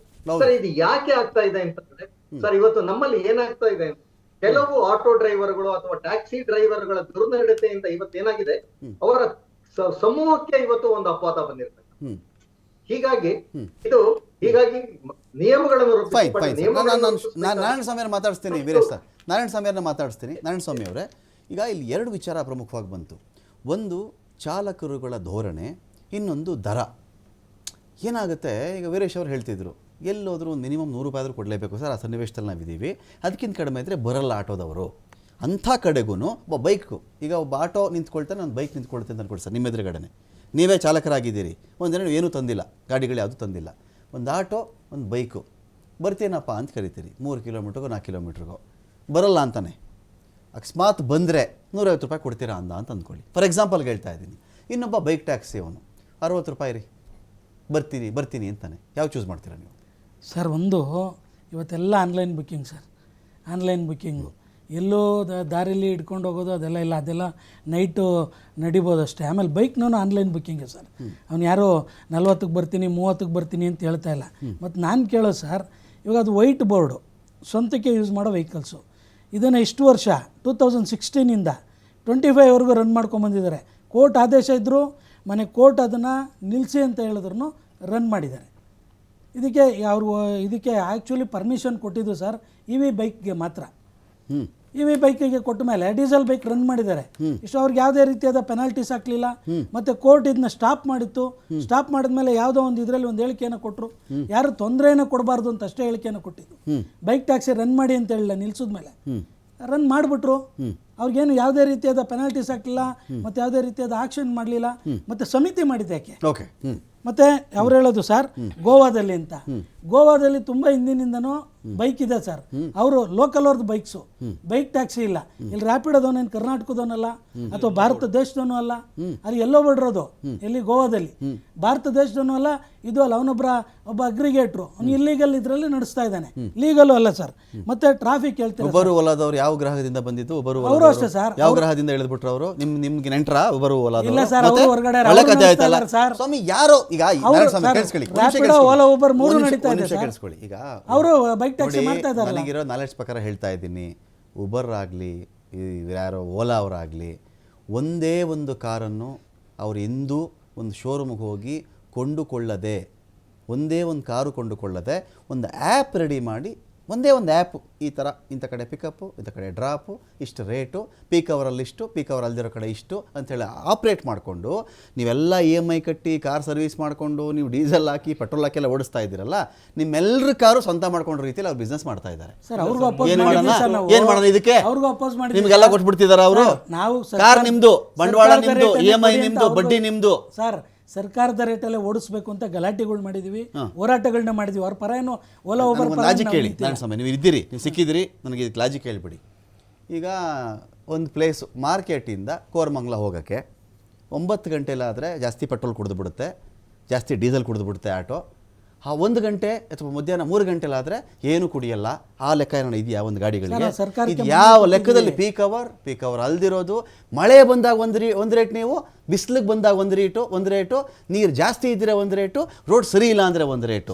ಇದು ಮಾಡಿಕೊಂಡೇ ತಾನೇ ಬೈಕ್ ಟ್ಯಾಕ್ಸಿ ಇವತ್ತಿಷ್ಟು ಬರೋಕ್ಕೆ ಕಾರಣ ಆಗಿದ್ದು ಅಂತ ಕೇಳಿದ್ವಿ. ಸರ್ಕಾರದಲ್ಲೂ ಸರ್ಕಾರನೂ ಆದೇಶ ಕೊಟ್ಟಿದೆ, 18/24/32 ಅಂತ ಬೇಸ್ ಮಾಡಿದೆ. ಇವರು ಕೋರ್ಟಲ್ಲಿ ಇದ್ಕೊಂಡು ಸರ್ಕಾರಕ್ಕೂ ಚಳ್ಳಹಣ್ಣು ತಿನ್ನಿಸ್ಕೊಂಡು ಇವ್ರದೇ ರೀತಿಯಾದ ರೇಟ್ಗಳನ್ನ ಕೊಡ್ತಾ ಇದ್ದಾರೆ. ಓಲಾ ಊಬರು, ರ್ಯಾಪಿಡೋ, ನಮ್ಮ ಯಾತ್ರಿ ಎಲ್ಲ ಅದೇ ಆಟಗಳು ಆಯ್ತು. ಅವ್ರ ಸರ್ಕಾರ ನಮ್ಮ ಯಾತ್ರಿ ಬಂದ ಸ್ವಲ್ಪ ಖುಷಿ ಪಟ್ಟಿದ್ವಿ ನಾವು. ಇದೇನೋ ಭಿನ್ನವಾಗಿದೆಯಂತೆ, ಇದು ನಮ್ಮವರೇ ಸೇರ್ಕೊಂಡು ಮಾಡ್ಬಿಟ್ಟಿದಾರಂತೆ, ಡ್ರೈವರ್ಗಳೇ ಸೇರ್ಕೊಂಡು ಮಾಡಿರೋದಂತೆ. ನೋಡಿದ್ರೆ ಅದ್ರ ರೇಟ್ಗಳು ಅಲ್ಲಿಗೆ ಬಂದು ನಿಂತ್ಕೋತಾ ಇದೆಯಲ್ಲ ಎಲ್ಲ ನೋಡಿ ಸರ್. ಬರೋವಾಗೆಲ್ಲ ಓಲಾ ಊಬರ್ ಅಷ್ಟೇ ಬರೋವಾಗ ಅದ್ಯಾವ್ದು ಕುಮಾರಸ್ವಾಮಿ ಅವರು ಅದ್ಯಾವುದೋ ಆ್ಯಪ್ ಮಾಡಿಬಿಡ್ತೀನಿ, ಟೈಗರ್ ಆ್ಯಪ್ ಮಾಡಿಬಿಡ್ತೀನಿ ಅಂದ್ರು ಕುಮಾರಣ್ಣ. ಎಲ್ರಿ ಅದು ಯಾವ ಟೈಗರ್ ತಾನೇ ಅದು ಆ್ಯಪು? ಹೌದೌದು. ಎಲ್ರಿ ಟೈಗರು ಇಲ್ಲ, ಲಯನು ಇಲ್ವಲ್ರಿ ಅದು? ಅದೆಲ್ರಿ ಆ್ಯಪ್ ಅದು ಬಡವರಿಗೆ ಅಂತ ಮಾಡಿದ್ದು? ಅಲ್ಲ, ಇವಾಗ ಎಲ್ಲ ಆ್ಯಪಲ್ಲೂ ಕೂಡ ಆಟೋದವರು, ಕ್ಯಾಬ್ ಅವರು ಎಲ್ಲರೂ ಯಾರ್ಯಾರು ಓಡಿಸ್ತಾ ಇದಾರೆ 3-4 ಆ್ಯಪ್ ಇಟ್ಕೊಂಡಿರ್ತಾರೆ. ಅವರು ಕೂಡ ಆ್ಯಪಲ್ಲಿ ಯೂಸ್ ಮಾಡಿಬಿಟ್ಟು ಅವರು ಕೂಡ ಜೀವನ ಮಾಡ್ತಿದ್ದಾರೆ. ಆದರೆ ಇವಾಗ ಕ್ವಶನ್ ಬಂದಿರೋದು, ಇವಾಗ ಈ ಆಟೋ ಕಾರು ಇವಾಗ ಏನಾಗುತ್ತೆ, ನೀವು ಹೇಳಿದ್ರಿ ನಾವು ಒಂದು ಇಂಪ್ರೆಷನ್ ಇದೆ. ಆಟೋ ಅಂದ ತಕ್ಷಣ 100 ರೂಪಾಯಿ, ಆಟೋ ಅಂದ ತಕ್ಷಣ ಡಬಲ್ ಮೀಟ್ರು, ಆಟೋ ಅಂದ ತಕ್ಷಣ ಮಳೆ ಬಂದಿದೆ ನಾನು ಬರಲ್ಲ. ಇದೇನಿದೆಯಲ್ಲ, ಮಳೆ ಬಂದ್ರೆ ಜಾಸ್ತಿ ಕೊಡು, ಇದೇನಿದೆಯಲ್ಲ ಅದು ಇದೆ ಅದರಲ್ಲಿ. ಅದು ಸರ್ ಯಾರೋ ಒಬ್ರು ಒಂದು ನೆಗೆಟಿವ್ ಥಾಟ್. ಅದೇ ನೀವು ಪಾಸಿಟಿವ್ ಥಾಟ್ ಬನ್ನಿ. ನಮ್ಮ ಕರ್ನಾಟಕದಲ್ಲಿ ಕನ್ನಡವನ್ನ ಉಳಿಸ್ತಕ್ಕಂಥ ಏಕೈಕ ವ್ಯಕ್ತಿ ಚಾಲನೆ ಅಂತಂದ್ರೆ ಅದು ಆಟೋನೇ. ಆಟೋ ರಾಜರು, ಆಟೋ ರಾಜ. ಓಕೆ. ನೀವು ಯಾರು ಕೂಡ ಅಂದ್ರೆ ಅಭಿಮಾನನ ತೋರಿಸೋದು, ಶಂಕರ್ನಾಗ್ ಮೇಲೆ ಅಭಿಮಾನ ತೋರಿಸೋಂಥ ವ್ಯಕ್ತಿಗಳು ಆಟೋದವ್ರು ಬಿಟ್ರೆ ಇನ್ಯಾರು ಕೂಡ ಇಲ್ಲ. ಕನ್ನಡ ರಾಜ್ಯೋತ್ಸವನ ಅದ್ದೂರಿಯಾಗಿ ಮಾಡೋದು ಆಟೋದವ್ರು ಬಿಟ್ರೆ ಇನ್ಯಾರು ಕೂಡ ಇಲ್ಲ ಚಾಲಕರುಗಳು. ಆಯ್ತಾ? ಎಷ್ಟು ಬಾಣಂತಿಯರಿಗೆ ಬಸ್ಸಿಯವರಿಗೆ ನೀವು ಕರ್ಕೊಂಡು ಹೋಗೋದು, ಉಚಿತವಾಗಿ ಕರ್ಕೊಂಡು ಹೋಗೋದು, ಅದು ಕೂಡ ಅವರೇ ಮಾಡ್ತಾರೆ. ನನ್ನ ಡಿಬೇಟಿನ ಆರಂಭದಲ್ಲೇ 2-3 ವಿಚಾರ ಇರ್ತದೆ. ನೆಗೆಟಿವ್ ಪಾಸಿಟಿವ್ ಎರಡೂ ಇದೆ. Not only in this profession, in all profession. ಇಲ್ಲಿ ಏನಾಗಿದೆ ಗೊತ್ತಾ ದಿಲೀಪ್ಜಿ, ಇಲ್ಲಿ ಯಾರು ಇವರ ಕನ್ನಡ ಪ್ರೇಮವನ್ನು ತಕರಾರು ಮಾಡಿಲ್ಲ, ಕನ್ನಡ ಬೋರ್ಡ್ಗಳ ವಿಚಾರದಲ್ಲಿ ಇವರು ಹೋರಾಟಗಳನ್ನು ತಕರಾರು ಮಾಡಿಲ್ಲ, ಕರ್ನಾಟಕ ರಕ್ಷಣಾ ವೇದಿಕೆಯವರು ಸೇರಿಸಿ ತಕರಾರು ಮಾಡಿಲ್ಲ. ಬಟ್ ಅಲ್ಟಿಮೇಟ್ಲಿ ನನ್ನ ಜೇಬಿನ ವಿಚಾರ, ಹಣದ ವಿಚಾರ ಅಂತ ಬಂದಾಗ ಯಾರೇ ನಿಂತ್ಕೊಳ್ಳಿ, ಮಾರ್ಕೆಟಲ್ಲಿ 2 ತರಕಾರಿ ಅಂಗಡಿ 10 ರೂಪಾಯಿ ಕಡಿಮೆ ಇರುತ್ತೆ ಅನ್ನೋ ತರಕಾರಿ ಅಂಗಡಿಗೆ ಹೋಗ್ತಾನೆ ಮನುಷ್ಯ, 10 ರೂಪಾಯಿ ಜಾಸ್ತಿ ಇರೋದಕ್ಕೆ ಹೋಗ್ತಾನೆ. ಅದಷ್ಟೇ ಸಿಂಪಲ್. ಇಲ್ಲೂ ಅದೇ. ಅಂದರೆ ಎಲ್ಲರೂ ಮಾಡಲ್ಲ, ಎಲ್ಲರೂ ಮಾಡ್ತಾರೆ ನಾವು ಹೇಳ್ತಾ ಇಲ್ಲ. ಇಲ್ಲಿ ಯೋಚನೆ ಮಾಡಬೇಕು. ಇವಾಗ ನಾನು ಇಲ್ಲಿ ಹೆಬ್ಬಾಳಿಂದ ನಾನು ಮಾರ್ಕೆಟಿಗೆ ಹೋಗ್ತೀನಿ 2 ರೂಪಾಯಿ ಉಳಿಸೋದಕ್ಕೆ ಅಂತಂದ್ರೆ ಅವನಲ್ಲಿ ಪಾರ್ಕಿಂಗ್ ಚಾರ್ಜು, ಪೆಟ್ರೋಲ್ ಚಾರ್ಜು ಯೋಚನೆ ಮಾಡ್ದಲ್ಲ ಅಲ್ಲಿ ಹೋಗ್ತಾನೆ ಅಂತಂದ್ರೆ ಒಬ್ಬ ವ್ಯಕ್ತಿ ಅವ್ನು ಲೆಕ್ಕ ಹಾಕೊಂಡು ಬಂದ್ರೆ ಅವ್ನಿಗೆ ಏನ್ ಸಿಗುತ್ತೋ ಹೆಬ್ಬಾಳಲ್ಲಿ ಅದೇ ರೇಟೇ ಬರೋದು. ಓಕೆ. ನಮ್ಮಲ್ಲಿ ಅತಿ ಬುದ್ಧಿವಂತ ಜನಗಳಿದ್ದಾರೆ. ಆಯ್ತಾ? ಆದ್ರೆ ಏನ್ ಹೇಳ್ತೀನಿ, ಇವಾಗ it's A necessity for A people. Okay. ನಾನು ಇವಾಗ ಕಾರಲ್ಲಿ ಹೋಗ್ಬೇಕು, ಟ್ಯಾಕ್ಸಿ ಬರುತ್ತೆ, ಅದು ಆಟೋ ಬರುತ್ತೆ, ಬೇಡ ನಾನು ಹೋಗಲ್ಲ. I want facility, I want car only. ನಾನು ಹೋಗ್ತೀನಿ ಸರ್, ಓಕೆ, ನನ್ನ ಇಷ್ಟ. ಇವಾಗ ನಂಗೆ ಸಿಚುವೇಶನ್ ಡಿಮ್ಯಾಂಡ್ಸ್ ಇದೆ, ಹೌದು ನಾನು 1,000 ರೂಪಾಯಿ ಕೊಡ್ತೀನಿ, ಇದು ನನ್ನ ಇಷ್ಟ, ನೀನು ಇಲ್ಲಿಂದ ಇಲ್ಲಿ ಕರ್ಕೊಂಡು ಹೋಗ್ಬಿಡಪ್ಪ ಅರ್ಜೆಂಟಾಗಿ ಅಂತ ಹೇಳ್ಬಿಟ್ಟು, ಇಟ್ ಇಸ್ ಮೈ ವಿಶ್. ಮಾತಾಡ್ತೀನಿ, ಮತ್ತಷ್ಟು ಮಾತಾಡ್ತೀನಿ. ಅಖಾಡ ಪ್ರಶ್ನೆ ಬರುತ್ತೆ ಮಣಿಕಂಠ ಅವರೇ. ಏನು ಪ್ರಶ್ನೆ ಅಂತ ಹೇಳಿದ್ರೆ ಅದನ್ನು ವೀರೇಶ್ ಅವರು ರೈಸ್ ಮಾಡ್ತಾಯಿದ್ರು. ವೀರೇಶ್ ಅವರ ಮೈನ್ ಕನ್ಸರ್ನ್ ಏನಾಗಿತ್ತು ಅಂದರೆ, ದುಡ್ಡು ನೋಡ್ತೀನಿ ಸರ್ ನಾನು, ಒಬ್ಬರು 100 ರೂಪಾಯಿ ಅಂತಾರೆ, ಒಬ್ಬರು 60 ರೂಪಾಯೋ 50 ರೂಪಾಯೋ ಅಂತಾರೆ. ನನ್ನ ಜೇಬಲ್ಲಿರೋದು, ನನ್ನ ಸಾಮರ್ಥ್ಯ ಇರೋದು, ನಾನೊಂದು 20,000 ದುಡಿತೀನಿ, 15,000 ದುಡಿತೀನಿ ಅಂದರೆ ನಾನು ಅವಾಗ ಬೈಕನ್ನ ಚೂಸ್ ಮಾಡ್ಕೊಂಡ್ಬಿಡ್ತೀನಿ ಅಂತ ಹೇಳಿ. ದರದ ವಿಚಾರದಲ್ಲಿ ಮತ್ತಿರೋದು ನಡವಳಿಕೆ, ಇವೆರಡೂ ಇದೆ. ಎಲ್ಲರೂ ಅಂತ ನಾನು ಹೇಳ್ತಿಲ್ಲ, ಅನೇಕ ಒಳ್ಳೆಯ ಚಾಲಕರುಗಳು ಅವ್ರು ನೋಡಿ ಇನ್ನೂ ಸ್ವಲ್ಪ ನಾವು ಜಾಸ್ತಿ ಕೊಡಬೇಕಪ್ಪ ಅನ್ಸುತ್ತೆ ನಮಗೆ. ಸ್ವಲ್ಪ ಏನು ಕೇಳಲಿಲ್ವಲ್ಲ ಮನುಷ್ಯ, ಕರೆದ ತಕ್ಷಣ ಬಂದರು. ಖಂಡಿತ ನಮಗೆ ಎಕ್ಸ್ಪೀರಿಯನ್ಸ್ ಆಗಿದೆ. ಮನೆಯಿಂದ ನಾನು ಒಂದು ಅರ್ಜೆಂಟಾಗಿ ನಾನು ಒಂದು ಬಸ್ ಸ್ಟಾಪ್ಗೆ ಹೋಗಬೇಕಾಗಿತ್ತು, ಮೆಜೆಸ್ಟಿಕ್ ಹೋಗಬೇಕಾಗಿತ್ತು. ಸ್ವಲ್ಪ ನಾನು ಆ ಟಿಕೆಟ್ನ ಟೈಮಿಂಗ್ಸ್ ನೋಡ್ಕೊಳ್ಳೋದ್ರಲ್ಲಿ ಒಂದಿನ ಸ್ವಲ್ಪ ಗೊಂದಲ ಆಗಿಬಿಟ್ಟಿತ್ತು ನನಗೆ. 2 ಅವರ್ ಆದಮೇಲೆ ಬಸ್ ಇದೆ ಅಂತ ಅಂದ್ಕೊಂಡವನು, ಅದು 2 ಅವರ್ ಮುಂಚೆ ಇದ್ದುಬಿಟ್ಟಿತ್ತು. ಒಬ್ಬ ಚಾಲಕ ನಾನು ಕರ್ಕೊಂಡು ಬಂದರು. ಆ ಚಾಲಕ ಅಲ್ಲದೆ ಇನ್ಯಾರೇ ಆಗಿದ್ದರೂ ಬಸ್ಸು ಹೊರಡುವ ಟೈಮ್ ನಾನು ತಲುಪ್ಸೋಕ್ಕಾಗ್ತಿರ್ಲಿಲ್ಲ. ಆ ಚಾಲಕರು ನಾವು ನೋಡಿದ್ದೀವಿ. ಅನೇಕ ಕಡೆಗಳಲ್ಲಿ ಏನು ಮಾಡಿಬಿಡ್ತಾರೆ, ನಾವು ಬರಲ್ಲ, ಅಷ್ಟು ಕೊಡ್ತೀರಾ? ಅಷ್ಟಾಗುತ್ತೆ ಗೊತ್ತೇನ್ರಿ. ನೋಡಿ, ಆ ಬಸ್ ಹತ್ಬಿಟ್ಟು ನಾನು ಯಾವುದೋ ಒಂದು ಜಿಲ್ಲೆಯಲ್ಲಿ ಇಳಿದು ಬೆಳಗಿನ ಜಾವ 1.5 ಕಿಲೋಮೀಟ್ರ್ ಪ್ಲೇಸ್ ಇದೆ ಇಲ್ಲಿ, 1.5 ಕಿಲೋಮೀಟ್ರ್ ಅಷ್ಟೇ, 250 ರೂಪಾಯಿ ಕೊಡ್ತೀರಾ ಅಂದರು. 2.5 ಕಿಲೋಮೀಟ್ರು ಬಸ್ಸಲ್ಲಿ ಬಂದಿದ್ದಕ್ಕೆ 150 ರೂಪಾಯಿ. ಅದೇ ನಾನು ಹೇಳ್ತೀವಿ, ಬೇರೆ ಜಿಲ್ಲೆ ಮಾತಾಡ್ತಾ ಇದ್ದೀನಿ ನಾನು. ನಮಗೇನು ನೋಡಿ, ಒಪಿನಿಯನ್ ನೋಡಿ, ಇದೇ ನಾನು ಬಿಟ್ಟಂಥ ಚಾಲಕನಿಗೂ ಅಲ್ಲಿ ನಾನು ಪಿಕಪ್ ಮಾಡ್ತೀನಿ ಸರ್, ಎಷ್ಟು ವ್ಯತ್ಯಾಸಗಳಾಗ್ಬಿಡ್ತವೆ ನಾನು ಹೇಳ್ತಿರೋದು ನಿಮಗೆ. ಇದು ನಮ್ಮಲ್ಲಿ ಸುಧಾರಣೆ ಆಗಬೇಕು. ದರದ ವಿಚಾರದಲ್ಲಿ ಕಂಫರ್ಟಬಲ್ ಆಗ್ಬೇಕು ನಾವು. ಅವ್ನು 60 ರೂಪಾಯಿ ಕೊಡ್ತಾ ಇದ್ದಾನ ಬೈಕಲ್ಲಿ, ಬಿಸಿಲಲ್ಲಿ, ಮಳೆಯಲ್ಲಿ, ಚಳಿಲಿ ಕರ್ಕೊಂಡು ಹೋಗ್ತಾನೆ, ಇನ್ನೊಂದು 20 ರೂಪಾಯಿ ನಂಗೆ ಜಾಸ್ತಿ ಕೊಡಿ. ವರ್ಕೌಟ್ ಆಗ್ಬಹುದೇನೋ ನನಗೆ ಗೊತ್ತಿಲ್ಲ, ಅದು ಕರೆಕ್ಟಾಗಿ ರೇಟ್ ಹೇಳಿದ್ದೀನೋ ನನಗೆ ಗೊತ್ತಿಲ್ಲ. ಅಂಥದ್ದೇನೋ ನಡಿಬೇಕಲ್ವ ನಿಮ್ಮಲ್ಲಿ. ಇನ್ನು ಜನರಲ್ ಒಪಿನಿಯನ್ ಏನು, ಇವ್ರು ಹೇಳಿದ ಕಡೆ ಬರಲ್ಲ ಅಂತ ಒಂದು, ಇಲ್ಲ ಜಾಸ್ತಿ ಕೇಳ್ತಾರೆ, ಒಪ್ಕೊಂಡ್ರು. ನಾನು ಸಮಯ ಅವರಲ್ಲೇ ಹೇಳ್ತಾ ಇದ್ರು, ಆ್ಯಪ್ಗಳಲ್ಲಿ ಇದೆ ಸರ್, ನಾವೆಲ್ಲ ಜಾಸ್ತಿ ಹಂಗೆ ಹೇಳೋಕ್ಕಾಗಲ್ಲ. ಕೆಲವರು ಕೆಲವ್ರು ಬೇಕಾದಾಗ ಆ್ಯಪನ್ನು ಆನ್ ಮಾಡ್ತಾರೆ, ಬೇಡದಿದ್ದಾಗ ಆಫ್ ಮಾಡ್ತಾರೆ. ಸರ್, ಅಂಥವ್ರಿಗೆ ಪೆನಾಲ್ಟಿ ಹಾಕಿ ಅಂತ ಸರ್ಕಾರಕ್ಕೂ ಹೇಳಿದ್ವಿ. ಈಗ ಮಾನಿಟರಿಂಗ್ ಸಿಸ್ಟಮ್, ನಾರಾಯಣ ಸ್ವಾಮಿ ಅವರೇ, ಮಾನಿಟರಿಂಗ್ ಸಿಸ್ಟಮ್ಮು ನಮ್ಮಲ್ಲಿ ಟ್ರಾಫಿಕ್ ಸಿಗ್ನಲ್ ಉಲ್ಲಂಘನೆ ಮಾಡೋರ್ಗೇನೆ ಎಷ್ಟು ಜನಕ್ಕೆ ಹಿಡಿದು ಫೈನ್ ಹಾಕ್ತೀವಿ. ಇದನ್ನು ಹುಡ್ಕೊಂಡು ಕೂತ್ಕೋಬೇಕು ಅಂದರೆ ಈಗಿರೋ ಸಿಬ್ಬಂದಿಗಿಂತ ಒಂದು 6 ಪಟ್ಟು ಸಿಬ್ಬಂದಿ ಜಾಸ್ತಿ ಇಟ್ಕೋಬೇಕು ನಾವು. ಸರ್, ಈಗಾಗಲೇ ಸರ್ಕಾರ ಆದೇಶ ಮಾಡಿದೆ ತಪ್ಪದು, ಮೀಟರ್ ಸೇವೆ ನಿಮಗೂ ಗೊತ್ತಿದೆ. ಡೈರೆಕ್ಟ್ ಆಗಿ ಯಾರು ಈ ರೀತಿ ಗ್ರಾಹಕರ ಹತ್ರ ಹೆಚ್ಚಿನ ಹಣ ಸುಲಿಗೆ ಮಾಡ್ತಾ ಇದ್ದಾರೆ ಅವ್ರ ವಿರುದ್ಧ ಕ್ರಮ ತಗೊಳ್ಳಿ ಅಂತೇಳಿ ಆಲ್ರೆಡಿ ತಗೊಂಡು ಆ ರೀತಿ ಕ್ರಮನ ತಗೊಂಡು ಸುಮಾರು ಕೇಸ್ಗಳು ಹಾಕಿದ್ದಾರೆ ಸರ್. ಓಕೆ, ಈಗೆಲ್ಲರೂ ಸಹ ಆಪ್ ಬೇಸ್ಡ್ ಕಂಪ್ನಿಯಲ್ಲಿ ಹೇಳಿದ್ರಲ್ಲ ಸರ್, ಒಂದ್ ಟೈಮ್ ಒಂದಿರಲ್ಲ ಪೀಕ್ ಅವರ್ಸ್ ಮಳೆ ಬಂದಾಗ ಅಂತ, ಅದು ನಾವ್ಯಾರು ಚಾಲಕ ನಿಮ್ದು ಹೇಳಿಲ್ಲ, ಅವ್ರುಗಳು ಮಾಡೋ ಕೆಲಸ ಅದು ಯಾವ ಲೆಕ್ಕದಲ್ಲ. ಮಳೆಗಾಲಕ್ಕೆ ಒಂಥರ ಓಡೋ ತರ ಗಾಡಿ, ಬೇಸಿಗೆ ಒಂಥರ ಓಡೋ ಗಾಡಿ ತಯಾರು ಮಾಡೋರು ಆ ಸಂಸ್ಥೆಗಳು ಆ ರೀತಿ ದರವನ್ನ ನಿಗದಿ ಮಾಡಿ ಇಲ್ಲಿ ಜನಗಳಿಗೆ ಮತ್ತು ಸಮಾಜದಲ್ಲಿ ಯಾವ ರೀತಿ ತೋರಿಸ್ತಾರೆ ಅಂದ್ರೆ ಚಾಲಕರು ಹಣ ಸುಲಿಗೆ ಮಾಡ್ತಾ ಇದಾರೆ ಅಂತಾನೆ ತೋರಿಸೋದು. ಅದು ನಿಜ ಅಲ್ವಾ ಆ ಒಪಿನಿಯನ್. ಚೇಂಜ್ ಮಾಡ್ಕೋಬಹುದು ನೀವು, ಎಲ್ಲರೂ ಮಾಡ್ತಾ ಇಲ್ಲ ಸರ್. ಅದು ಒನ್ ಸಿಟಿ ಒನ್ ಫೇರ್ ಅಂತ ಸರ್. ಇವಾಗ ಹಬ್ಬದ ಸಮಯ ಬಂದ್ರೆ ಒಂದು ಬುಟ್ಟಿಲಿ 20 ಆಪಲ್ ಇರುತ್ತೆ. ಹೌದು ಸರ್. 3 ಆಪಲ್ ಕೊಳ್ತೋಗ್ಬಿಟ್ಟು ವಾಸನೆ ಬರ್ತಿರುತ್ತೆ. ಮಣಿಕಂಠ ಅವರೇ, ಆ ಬುಟ್ಟಿ ಮೂಲೆಯಲ್ಲೆಲ್ಲೋ ಇರುತ್ತೆ. ಆಪೆಲ್ಲ ಕೊಳ್ತೋಗ್ಬಿಟ್ಟು ಕೂಡ ಬಿಸಾಕ್ಬಿಡು ಅಂತಾರೆ. 2 ಆಪೆಲ್ಲ ಕೊಳ್ತೋಗಿರೋದು, 3, 5 ಕೊಳ್ತೋಗಿದೆ, ಅದನ್ನ ಯೋಚನೆ ಮಾಡಲ್ಲ ಜನ. ಬಿಸಾಕ್ ಒಪಿನಿಯನ್ ಬಂದ್ಬಿಡುತ್ತೆ. ಅಲ್ಲಿ ಹೋಗಿ ನೋಡಿದವನ್ಗೆ ಇಲ್ಲ 3 ಆಪಲ್ ಕೊಳ್ತೋಗಿದ್ದು ಅಂತ, ಆಮೇಲೆ ಅವನಿಗೆ ಗೊತ್ತಾಗುತ್ತೆ ಅದು. ಇದನ್ನ ಚೇಂಜ್ ಮಾಡ್ಕೊಳ್ಳೋದು ಹೇಗೆ ನಾವು? ಸರ್, ಚೇಂಜ್ ಮಾಡೋದಕ್ಕೆ ಈಗಾಗಲೇ ಸರ್ಕಾರ ಈ ಸಂಸ್ಥೆಗಳಿಗೆಲ್ಲ ಒಂದು ಕಡಿವಾಣ ಹಾಕೋದಕ್ಕೆ ಒನ್ ಸಿಟಿ ಒನ್ ಫೇರ್ ಅಂತ ಒಂದು ಕಾನೂನನ್ನು ತಂತು ಸರ್. ಆದರೆ ಈ ಕಾನೂನಿಗೂ ಈ ಸಂಸ್ಥೆಗಳು ಯಾವುದೇ ರೀತಿಯ ಕೇರ್ ಮಾಡದಿರಂಗೆ ಅವರು ಚಾಲಕರಿಗೆ ಕಡಿಮೆ ದರವನ್ನು ನೀಡುತ್ತಾ ಗ್ರಾಹಕರ ಹತ್ರ ಸುಲಿಗೆ ಮಾಡ್ತಾ ಇದ್ದಾರೆ ಸರ್. ಕೋರ್ಟಲ್ಲಿದ್ದಾರೆ ಸರ್ ಅದೇ ವಿಷಯಕ್ಕೆ ಅವರು. ವೀರೇಶ್ ಸರ್, ಈಗ ಏನಾಗ್ತಿತ್ತು, ಪೌಲ್ಟ್ರಿ ಫಾರ್ಮು ಭಾಳ ಫೇಮಸ್ಸು ಉದ್ಯಮ ಇದು. ಒಂದು ಕಾಲದಲ್ಲಿ ರೈತ ಕೋಳಿನ ಅವನೇ ಸಾಕ್ತಾ ಇದ್ದ, ಅವನೇ ಸಾಕ್ತಿದ್ದ, ಅವನೇ ಮಾರ್ತಿದ್ದ, ಅವನೇ ಮಾಲೀಕ, ಅದಕ್ಕೆ ಅವನದೇ ದರ. ಹೆಚ್ಚು ಕಡಿಮೆ ಮಾರ್ಕೆಟಲ್ಲಿ ಏನು ದರ ಇತ್ತು ಅದನ್ನೇ ಅವನು ಕೊಡ್ತಿದ್ದ. ಇದಕ್ಕೇನು ಬಂತು, ಕೆಲವು ಈ ಪೌಲ್ಟ್ರಿ ಫಾರ್ಮ್ ಸಂಸ್ಥೆಗಳು ಎಂಟ್ರಿ ಆದವು. ಕೋಳಿ ಮರಿನೂ ನಂದೆ, ಅದು ಕೊಡೋ ಮೇವು ನಂದೆ, ನೀನು ಬರೀ ಸಾಕಪ್ಪ, ನಿನಗೆ 1 kgಗೆ 6 ರೂಪಾಯೋ 10 ರೂಪಾಯೋ 15 ರೂಪಾಯೋ 12 ರೂಪಾಯೋ ಕೊಡ್ತೀನಿ ಅಂತ ಬಂತು. ಅದು ಹೇಗಾಯಿತು ಅಂತ ನೋಡಿ ನಿಮಗೆ. ಕಡೆಗೆ ಏನಾಗ್ಬಿಟ್ಟಿದೆ ಅಂದರೆ, ಕೋಳಿ ಮರಿ ನಾವು ಸಾಕಬೇಕು ಅಂದರೆ ಸಂಸ್ಥೆಗಳು ಕೋಳಿ ಮರಿ ಕೊಟ್ಟರೆ ಸಾಕಬೇಕು ಅಂತ ಆಗ್ಬಿಟ್ಟಿದೆ ಅದು. ಸೊ ಈ ಅಗ್ರಿಗೇಟರ್ಗಳು ಇವತ್ತು ಎಲ್ಲಿಗೆ ಬಂದಿದ್ದಾರೆ ಅಂದರೆ, ಆಟೋ ಬಂಡವಾಳ ಹಾಕೋರಿಗೆ, ಕಾರಿಗೆ ಬಂಡವಾಳ ಹಾಕೋರಿಗೆ ಅವ್ರ ಕೈಲೇ, ಅವ್ರ ಆಟೋದು ಬೆಲೆ ನಿಯಂತ್ರಣ ಅವ್ರ ಕೈಲೇ ಇಲ್ಲ. ಸರ್, ಒಂದು ಜನ ಯಾಕೆ ನಾವು ಇವತ್ತು ಆ್ಯಪ್ಗಳ ಮೇಲೆ ಡಿಪೆಂಡ್ ಆಗ್ತಾ ಇದೀವಿ ಅಂದ್ರೆ, ಒಂದು ಸುರಕ್ಷತೆ ದೃಷ್ಟಿಯಿಂದ ಸರ್. ಅಲ್ಲಿ ಏನಾಗ್ತದೆ ಅಂದ್ರೆ, ಆ್ಯಪ್ ಬುಕ್ ಮಾಡಿದಾಗ ರೆಕಾರ್ಡ್ ಆಗ್ತದೆ ಅದು. ಅಂದ್ರೆ ಯಾವ ವೆಹಿಕಲ್ ನಂಬರು, ಯಾರು ಡ್ರೈವರು, ಎಲ್ಲಿ ಹೋಗ್ತಾ ಇದೀವಿ, ಮತ್ತೆ ಸೀನಿಯರ್ ಸಿಟಿಸನ್ಸ್ ನಾವು ಎಲ್ಲಿ ಟ್ರಾವೆಲ್ ಮಾಡ್ತಾ ಇದೀವಿ, ಇದು ನಮ್ಮ ಮಕ್ಕಳ ಜೊತೆ ಅದನ್ನ ಲೈವ್ ನಾವು ಅದನ್ನ ಟ್ರ್ಯಾಕ್ ಮಾಡ್ಲಿಕ್ಕೆ ಒಂದು ಪ್ರೊವಿಷನ್ ಮಾಡ್ಕೊಟ್ಟಿದ್ದಾರೆ. ಸಪೋಸ್ ಏನಾದ್ರೂ ಒಂದು ಅಪರಾಧ ಆದ್ರೆ ಏನಾಗ್ತದೆ, ಅದನ್ನ ಹಿಡಿಲಿಕ್ಕೆ ಅವಕಾಶ ಆಗ್ತದೆ. ಏನೋ ಒಂದು ವ್ಯಾಲ್ಯೂಯಬಲ್ ಆಟೋದಲ್ಲಿ ಮರೆತು ಹೋಗ್ಬಿಟ್ರೆ ಅದನ್ನ ಮತ್ತೆ ನಾವು ರಿಟ್ರೀವ್ ಮಾಡ್ಲಿಕ್ಕೆ ಒಂದು ಅವಕಾಶ ಆಗ್ತದೆ. ಹೀಗಾಗಿ ಏನಾಗಿದೆ, ಅದು ಎಸ್ಪೆಷಲಿ ನಮ್ಮಂತ ಹಿರಿಯ ನಾಗರಿಕರು ನಾವು ಆಪ್ ಮೇಲೆ ಯಾಕೆ ಡಿಪೆಂಡ್ ಆಗ್ತಾ ಇದೀವಿ ಅಂದ್ರೆ, ನಮಗೆ ಒಂದು ಸುರಕ್ಷತೆ ದೃಷ್ಟಿಯಿಂದ ಆಗ್ತಾ ಇದೆ. ಸರ್, ಈಗ ಹೇಳಿದ್ರು ಖಂಡಿತ ಈ ಅಗ್ರಿಗೇಟರ್ಗಳಿಂದ ಬಹಳಷ್ಟು ಕಿರುಕುಳ ಆಗ್ತಾ ಇದೆ, ಡ್ರೈವರ್ ಹೋಗ್ತಾ ಇದ್ದೀರಿ. ಹೀಗಾಗಿ ನಮ್ಮಲ್ಲಿ ನಮ್ಮ ಆ್ಯಪ್ ಅಂತಕ್ಕಂಥದ್ದು ಬೆಂಗಳೂರಲ್ಲಿ ಒಂದು ಆ್ಯಪ್ ಕೂಡ ಮಾಡಿದ್ರು, ಆದ್ರೆ ಅದು ಪಾಪ್ಯುಲರ್ ಆಗ್ಲಿಲ್ಲ.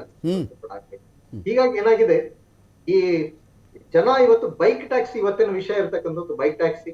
ಖಂಡಿತ ಬೈಕ್ ಟ್ಯಾಕ್ಸಿಗೆ ಮಾಡ್ಬೇಕು ಸರ್. ಅದು ಒಂದು ಸರಿಯಾದ ನಿಯಮಗಳನ್ನು ರೂಪಿಸ್ಬೇಕು. ನೀವು ಕನ್ಸಲ್ಟ್ ಮಾಡಿ, ಜನಗಳಿಂದ ಸಜೆಷನ್ ತಗೊಳ್ಳಿ. ತಜ್ಞರಿದ್ದಾರೆ, ಪೊಲೀಸ್ ಅಧಿಕಾರಿಗಳಿದ್ದಾರೆ, ತಜ್ಞರಿದ್ದಾರೆ, ಟ್ರಾಫಿಕ್ ಡಿಪಾರ್ಟ್ಮೆಂಟ್ ಇದೆ, ಇದು ಇಂಡಿಯನ್ ಮೋಟಾರ್ ವೆಹಿಕಲ್ಸ್ ಆಕ್ಟ್ ಅಲ್ಲಿ ಪ್ರಾವಿಷನ್ ಮಾಡಿಕೊಂಡು ನಿಯಮಗಳನ್ನ, ಸ್ಪಷ್ಟವಾದ ನಿಯಮಗಳನ್ನ ರೂಪಿಸಿ ಜನಗಳಿಗೂ ತೊಂದರೆ ಆಗಬಾರ್ದು ಅಥವಾ ಓಡಿಸ್ತಕ್ಕಂಥವ್ರಿಗೂ ತೊಂದರೆ ಆಗಬಾರ್ದು. ಆದ್ರೆ ಅದನ್ನ ಬೈಕ್ ಟ್ಯಾಕ್ಸಿಯನ್ನ ಮಾಡಿ ಅದನ್ನ ಮಾಡ್ತಕ್ಕಂಥದ್ದು ಒಳ್ಳೇದು. ಬಡವರಿಗೆ ಬಹಳ ಸುಲಭ ಹೋಗುತ್ತೆ ಸರ್. ನಾವು ನೋಡ್ಬೋದು ಇವತ್ತು ಬೈಕ್ ಆಂಬುಲೆನ್ಸ್ಗಳು ಬಂದಿದೆ ಸರ್. ಯಾಕೆ ಬೈಕ್ ಆಂಬುಲೆನ್ಸ್ ಬಂತು ಅಂದ್ರೆ, ಒಂದು ಸ್ಪೀಡ್ ಬೇಗ ಹೋಗ್ಬೋದು ಅಂತ. Fine fine fine fine Dilip traffic control ಆಗುತ್ತೆ ಅಂತ ಹೇಳ್ತಾರೆ. ಇವತ್ತು ತಾವು ಓಡಾಡಿದ್ರೆ ಬೆಂಗಳೂರು ಸಿಟಿಲಿ, ಇವತ್ತೇನಾದ್ರು ಟ್ರಾಫಿಕ್ ಜಾಮ್ ಆಗ್ತಿದೆ ಅಂದರೆ ಬೈಕ್ಗಳಿಂದನೇ ಅಡ್ಡಾದಿಡ್ಡಿ ಓಡಿಸಿ, ಅಡ್ಡ ಬಂದು ನುಗ್ಗಿ. ಏಷ್ಯಾದಲ್ಲೇ ಹೈಯೆಸ್ಟ್ ಟೂ ವೀಲರ್ಗಳಿರೋ ಸಿಟಿ ಯಾವ್ದಾದ್ರು ಇದ್ರೆ ಅದು ಬೆಂಗಳೂರು. ಮತ್ತೆ ಏಷ್ಯಾದಲ್ಲಿ ಮಾತಾಡ್ತಿರೋದು ಟ್ರಾಫಿಕ್ ಜಾಸ್ತಿ ಆಗ್ತಾ ಇರೋದೇ ಬೈಕ್ಗಳಿಂದ ಸರ್. ಇವತ್ತು ನೀವು ನೋಡ್ತೀರಾ, ಅಡ್ಡ ಬರೋದು ಮತ್ತೆ ಅಡ್ಡ ತೂರ್ಸೋದು, ಇಲ್ಲೊಂದು ಗಾಡಿ ಹೋಗೋಕ್ಕಾಗಲ್ಲ, ಜಾಮ್ ಮಾಡೋದು, ಇದರಿಂದ ಆಗ್ತಾ ಇರೋದೇ ಬೈಕು. ಇದರಲ್ಲಿ ಈಗ ಬೆಂಗಳೂರು ಅಂದ್ರಲ್ಲೇ 82 ಲಕ್ಷ ಬೈಕ್ ಇದೆ ಸರ್. ಓಕೆ, ನೀವೇನಾದ್ರೂ ಈ ರೂಲ್ಸ್ ಅನ್ನ ತಂದ್ಬಿಟ್ರೆ ಈ 82 ಲಕ್ಷ ಬೈಕು ಡ್ಯೂಟಿಗೆ ಹೋಗೋನೆಲ್ಲ ಪಿಕಪ್ ಮಾಡ್ಕೊಂಡು ಹೋಗ್ತಾ ಇರ್ತಾನೆ ಡ್ಯೂಟಿಯಿಂದ ಬರುವಾಗ. ಇವತ್ತು ಗೌರ್ಮೆಂಟ್ ಎಂಪ್ಲಾಯ್ ರ್ಯಾಪಿಡೋ ಮಾಡ್ತಾ ಇದ್ದಾರೆ ಸರ್. ರ್ಯಾಪಿಡೋ, ಓಲಾ, ಉಬರ್ 3 ಇದೆ. ಬೈಕ್ ಟ್ಯಾಕ್ಸಿ, ರ್ಯಾಪಿಡೋ ಒಂದೇ ಇಲ್ಲ, 3ರಲ್ಲೂ ಮಾಡ್ತಾರೆ. ಗೌರ್ಮೆಂಟ್ ಎಂಪ್ಲಾಯ್ ಹೌದು, ವಿತ್ ಪ್ರೂಫ್ ಡೌನ್ಲೋಡ್ ಪಿಕ್ ಮಾಡ್ಕೊಂಡು ಹೋಗೋದು, ಪಿಕ್ ಮಾಡ್ಕೊಂಡು ಹೋಗ್ತಾನೆ, ಬರೋವಾಗ ಪಿಕ್ ಮಾಡ್ಕೊಂಡು ಬರ್ತಾನೆ. ಈಗ ಆಟೋದವರು ನಾವೆಲ್ಲ ಬಂಡವಾಳ ಹಾಕಿ ಸರ್, FC ಟ್ಯಾಕ್ಸ್. ಈ ಗೌರ್ಮೆಂಟ್ ಎಂಪ್ಲಾಯ್ BPL ಕಾರ್ಡು ಇಟ್ಕೊಂಡಿದ್ರು ನಾರಾಯಣಸ್ವಾಮಿ ಅವರೇ, ಏನ್ ಮಾಡೋಣ ಹೇಳಿ? ಇದಕ್ಕೆ BPL ಕಾರ್ಡು ಇಟ್ಕೊಂಡಿದ್ರು ಗೌರ್ಮೆಂಟ್, ಇದು ನಾವ್ ಏನ್ ಮಾಡ್ಬೋದು ಹೇಳಿ? ಇವಾಗ ಟ್ಯಾಕ್ಸ್, ಇನ್ಶೂರೆನ್ಸ್ ಕಟ್ಟಿ ನಾವ್ ಹೆಂಗ್ ಮಾಡೋದು ಸರ್? ಈ ವಿಚಾರದಲ್ಲಿ ನಿಮ್ ನೋವು ನಮ್ಗೆ ಅರ್ಥ ಆಗುತ್ತೆ ನಾರಾಯಣಸ್ವಾಮಿ ಅವರೇ. ನಾನು ಹೇಳ್ತಿರೋದು ಕಾನೂನು ಈ ತರ ಬಂದುಬಿಟ್ಟಾಗ ನಾರಾಯಣಸ್ವಾಮಿ ಅವ್ರು ಏನ್ ಮಾಡೋಕ್ಕಾಗುತ್ತೆ, ಮಣಿಕಂಠ ಅವ್ರು ಏನ್ ಮಾಡೋಕ್ಕಾಗುತ್ತೆ? ಈಗ ನಾವು ಬೈಕ್ ಬ್ಯಾನ್ ಮಾಡೋಕ್ಕಾಗತ್ತಾ? ಇಲ್ಲಿ ಪ್ರಶ್ನೆ ಕೇಳ್ಬಿಡ್ತೀನಿ. ಈಗ ಮೊನ್ನೆ ಮೆಟ್ರೋದಲ್ಲಿ ಏನಾಯ್ತು? ಮೆಟ್ರೋ ಬಂದಾಗಲೇ ಆಟೋ ಡ್ರೈವರ್ಗಳು ಅದು ವಿರೋಧ ಮಾಡ್ತಾ ಇದ್ರು, ನೆನಪಿದೆಯಾ ನಿಮಗೆ? ಮೆಟ್ರೋ ಬಂತು, ನಮ್ಮ ಹೊಟ್ಟೆ ಕಲ್ಲು ಹಾಕ್ಬಿಟ್ರು. ಇಲ್ಲಿ ಏರ್ಪೋರ್ಟ್ವರೆಗೂ ಮೆಟ್ರೋ ಬಂದ್ಬಿಡುತ್ತಂತೆ, ಯಾವುದೇ ಕಾರಣಕ್ಕೂ ಮೆಟ್ರೋ ಬರೋಕ್ಕೆ ಬಿಡಬಾರ್ದು ನಾವು, ನಮ್ಮದು ಕ್ಯಾಬ್ಗಳಿವೆ ಎಲ್ಲ ಹೇಳಿದ್ದು ನಿಜ ತಾನೇ? ನೀವು ನಿಂತು ಹೋಯ್ತಾ, ನಿಲ್ಲುತ್ತಾ ಇವತ್ತಿಗೆ? ನಾಳೆ ಮಾಡಿದ್ರೂ ಆಶ್ಚರ್ಯ ಇಲ್ಲ ನಮಗೆ. ಉಪನಗರಗಳು, ಸಿಟಿ ಬೆಳೀತಿದೆ ಅಂತ ಮಾಡ್ಕೊಳ್ಬಹುದಾಗತ್ತೆ. ಏನು ಪರಿಹಾರ ಇದಕ್ಕೆ? ನಮ್ಮಲ್ಲಿ ಏನೋ ಚೇಂಜಸ್ ಆಗಬೇಕಾ ಅಂತ ಬಿಡಿ. ಸರ್ಕಾರದ ಮೇಲೂ ನಾವು ಮಾತಾಡೋಣ, ಈ ಕಡೆ ಆಟೋ ಯಾರು ಬೈಕ್ ಅವ್ರ ಮೇಲೂ ನಾವು ಮಾತಾಡೋಣ. ನಮ್ಮಲ್ಲಿ ಆಗಬೇಕಾಗಿರೋ ಬದಲಾವಣೆಗಳು, ದರ ಸಮರದಲ್ಲಿ ಈ ಕಾಂಪಿಟೇಷನ್ ಉಳ್ಕೊಳ್ಬೇಕಾದ್ರೆ ನಾವೇನೋ ಮಾಡಬೇಕಲ್ಲ. ಮತ್ತು ವರ್ತನೆ ಎಲ್ಲರದ್ದು ಅಲ್ಲ, ಕೆಲವರು ವರ್ತನೆ 7 ಗಂಟೆ ಆದಮೇಲೆ ಇನ್ನೂ ನಸುಗತ್ತಲು ಇನ್ನೂ ಶುರುವಾಗಿರಲ್ಲ, ಆಗಲೇ ಅವ್ರು ಹೇಳಿದ ರೇಟು. ಇದನ್ನು ನೀವು ಹೇಳ್ತಿದ್ದೀರಲ್ಲ, ಪೂರ್ತಿ ಒಬ್ಬ ಆಟೋ ಚಾಲಕ ನಾನು ಓಡಿಸಿದ್ರೆ ಬರೀ ಆ್ಯಪ್ಗೆ ಓಡಿಸ್ಬೇಕು ಅಂತಿದ್ದಾಗ ಆ್ಯಪಂದೇ ದರಕ್ಕೆ ಅವ್ನು ಬರಲೇಬೇಕು. ಬೇಕಾದಾಗ ಆನ್ ಮಾಡ್ಕೊಳ್ಳೋದು, ಬೇಡದಿದ್ದಾಗ ಆಫ್ ಮಾಡಿಬಿಟ್ಟು ಅವನೇ ರೇಟ್ ಫಿಕ್ಸ್ ಮಾಡ್ತಾನಲ್ಲ, ಅವಾಗ ಏನು ಮಾಡ್ತೀರಂತವ್ರು ನೀವು? ನೀವೇನು ಆಕ್ಷನ್ ತಗೊಂಡಿದ್ದೀರಿ? ನೀವು ವಿರೋಧಿಸಿದೀವಿ, ಫೈನ್ ಹಾಕ್ಸಿದೀವಿ. ಎಷ್ಟು ಮಾಡಿಸ್ಬಿಡ್ತೀರಿ ನಾರಾಯಣಸ್ವಾಮಿ ಅವರೇ? ಎಷ್ಟು ಜನಕ್ಕೆ ಮಾಡಿಸ್ಬಿಡ್ತೀರಿ? ಎಲ್ಲಾ ಗಲ್ಲಿಲಿ ನಾರಾಯಣಸ್ವಾಮಿ ಮಾನಿಟರ್ ಮಾಡೋಕ್ಕಾಗುತ್ತಾ ಎಲ್ಲ ಕಡೆ? ಎಲ್ಲ ಸಮುದಾಯ ಇದೇ ತರ ಇದೆ ಸರ್. ಎಷ್ಟು ಜನ ಒಳ್ಳೆಯರು ಇರ್ತಾರೆ ಸರ್, ನಾವೇ ಹೇಳ್ತಿದ್ರಿ. ಈಗ ಎಷ್ಟು ಜನ ಇರ್ತಾರೆ ಸರ್ ಅಲ್ವಾ? ಈಗ ಯಾರು ಯಾವುದೇ ಸಮುದಾಯ ತಗೊಂಡ್ರು ಸಮುದಾಯಗಳದ್ ಬೇಡ, ಎಲ್ಲದ್ರಲ್ಲೂ ಬೆದರಿಕೆ ಹಾಕುವಂಥವ್ರು, ರೋಲ್ ಕಾಲ್ ಮಾಡೋವಂಥವ್ರು, ಬೆದರ್ಸಿ ಇಸ್ಕೊಂಡವ್ರು ಎಲ್ಲದ್ರಲ್ಲೂ ಇದ್ದಾರೆ ಸರ್. ಆಟೋ ರಿಕ್ಷಾ, ಕ್ಯಾಬ್ ಎರಡರಲ್ಲೇ ಇಲ್ಲ, ಎಲ್ಲದ್ರಲ್ಲೂ ಇದ್ದಾರೆ. ನಾನು ಅದಕ್ಕೇನು ಹೇಳಿದೆ, ಡಿಬೇಟ್ ಆರಂಭದಲ್ಲಿ ಒಂದು ಮಾತು ಹೇಳಿದೆ, ಸ್ವಾಮಿ ಬಸ್ಸು ಆಕ್ಸಿಡೆಂಟ್ ಮಾಡುತ್ತೆ. ಹೌದು ಸರ್, ಬಸ್ ಬ್ಯಾನ್ ಮಾಡ್ಬಿಡೋಣ ಇವಾಗ. ಬಸ್ಸು ಮಾಡಿದೆ ತಾನೇ, ರೈಲು ಮಾಡಿದೆ, ಏರೋಪ್ಲೇನ್ ನೋಡಿದ್ರು ಅಪಘಾತಗಳಾಗಿದೆಯಲ್ಲ. ಹಾಗಾದರೆ ಬ್ಯಾನ್ ಅನ್ನೋದು ಇನ್ನೊಂದು ವ್ಯವಸ್ಥೆ ಬಂದಾಗ ನಾನು ಅದನ್ನು ಅಕ್ಸೆಪ್ಟ್ ಮಾಡ್ಕೊಳ್ಳೋಲ್ಲ ಅನ್ನೋದು ಕಷ್ಟ ಆಗಿಬಿಡುತ್ತಲ್ವಾ ಅಂತ ನಾನು ಹೇಳ್ತಿರೋದು. ನಮ್ಮಲ್ಲಿ ಏನೋ ಒಂದು ಪರಿವರ್ತನೆಗಳಾಗಬೇಕಲ್ವ ಈ ವಿಚಾರದಲ್ಲಿ ಅಂತ. ಸರ್ ಆಪ್ಷನ್ ಇದೆಯಲ್ಲ ಸರ್, ಅವ್ರಿಗೆ ಆಟೋ ರಿಕ್ಷಾ ಇದೆ, ಕ್ಯಾಬ್ ಇದೆ, ತೊಗೊಂಡ್ಲಿ ಓಡಿಸ್ಕೊಂಡ್ಲಿ, ಬೇಡ ಅಂತ ಹೇಳಿದಾರೆ. ಲೈಸೆನ್ಸ್ ಸಿಗ್ತಾ ಇದೆ, ಕರ್ನಾಟಕ ಸರ್ಕಾರ ಇಷ್ಟಿಷ್ಟು ಅಂತ ಏನು ಲಿಮಿಟ್ ಮಾಡಿಲ್ಲ ಸರ್. ನಮಗೆ ಜಾಬ್ ಇಲ್ಲ, ಜಾಬ್ ಗೌರ್ಮೆಂಟಲ್ಲಿ ಕೊಡೋಕ್ಕಲ್ಲ, ಎಲ್ಲ ಡಿಗ್ರಿ ಹೋಲ್ಡರ್ಸು ಓದಿರೋಂಥರ ಆಟೋ ರಿಕ್ಷಾ, ಕ್ಯಾಬ್ ಓಡಿಸ್ತಾ ಇದ್ದಾರೆ ಸರ್. ಇವತ್ತು ನಾವು ಆಪ್ಷನ್ ಆಯ್ಕೆ ಮಾಡ್ಕೊಂಡಿದ್ದೀವಿ. ನನಗೆ ಆಟೋಗೆ ಬಂಡವಾಳ ಇಲ್ಲ ನಾರಾಯಣಸ್ವಾಮಿ ಅವರೇ, ಆಟೋಗೆ ಬಂಡವಾಳ ಹಾಕೋಷ್ಟು ದುಡ್ಡಿಲ್ಲ. ಒಂದು 60-70 ಸಾವಿರದ ಬೈಕ್ ನಾನು ಹಾಕಬಲ್ಲೆ. ಬಾಡಿಗೆ ಕೊಡ್ತಾರಲ್ಲ ಸರ್. ಒಂದು ಆಟೋ ರಿಕ್ಷಾ ಎಷ್ಟು ಒಂದು ಆಟೋ ರಿಕ್ಷಾ ಎಷ್ಟು ಆನ್ ರೋಡ್ ಇವತ್ತಿದೆ ಸರ್? 2 ಚಿಲ್ಲರೆ ಇದೆ. ಆಯ್ತು, 70,000 ಕೊಡ್ತಾರಲ್ಲ ಸರ್. 70,000ಕ್ಕೋ 80,000ಕ್ಕೋ 96,000ಕ್ಕೋ ಒಂದು ಲೀಟ್ರ್ ಪೆಟ್ರೋಲ್ಗೆ 80 ಕಿಲೋಮೀಟರ್ 85 ಬರುವಂಥ ಬೈಕ್ಗಳು ಮಾರ್ಕೆಟಲ್ಲಿ ಅವೈಲೇಬಲ್ ಇದೆ.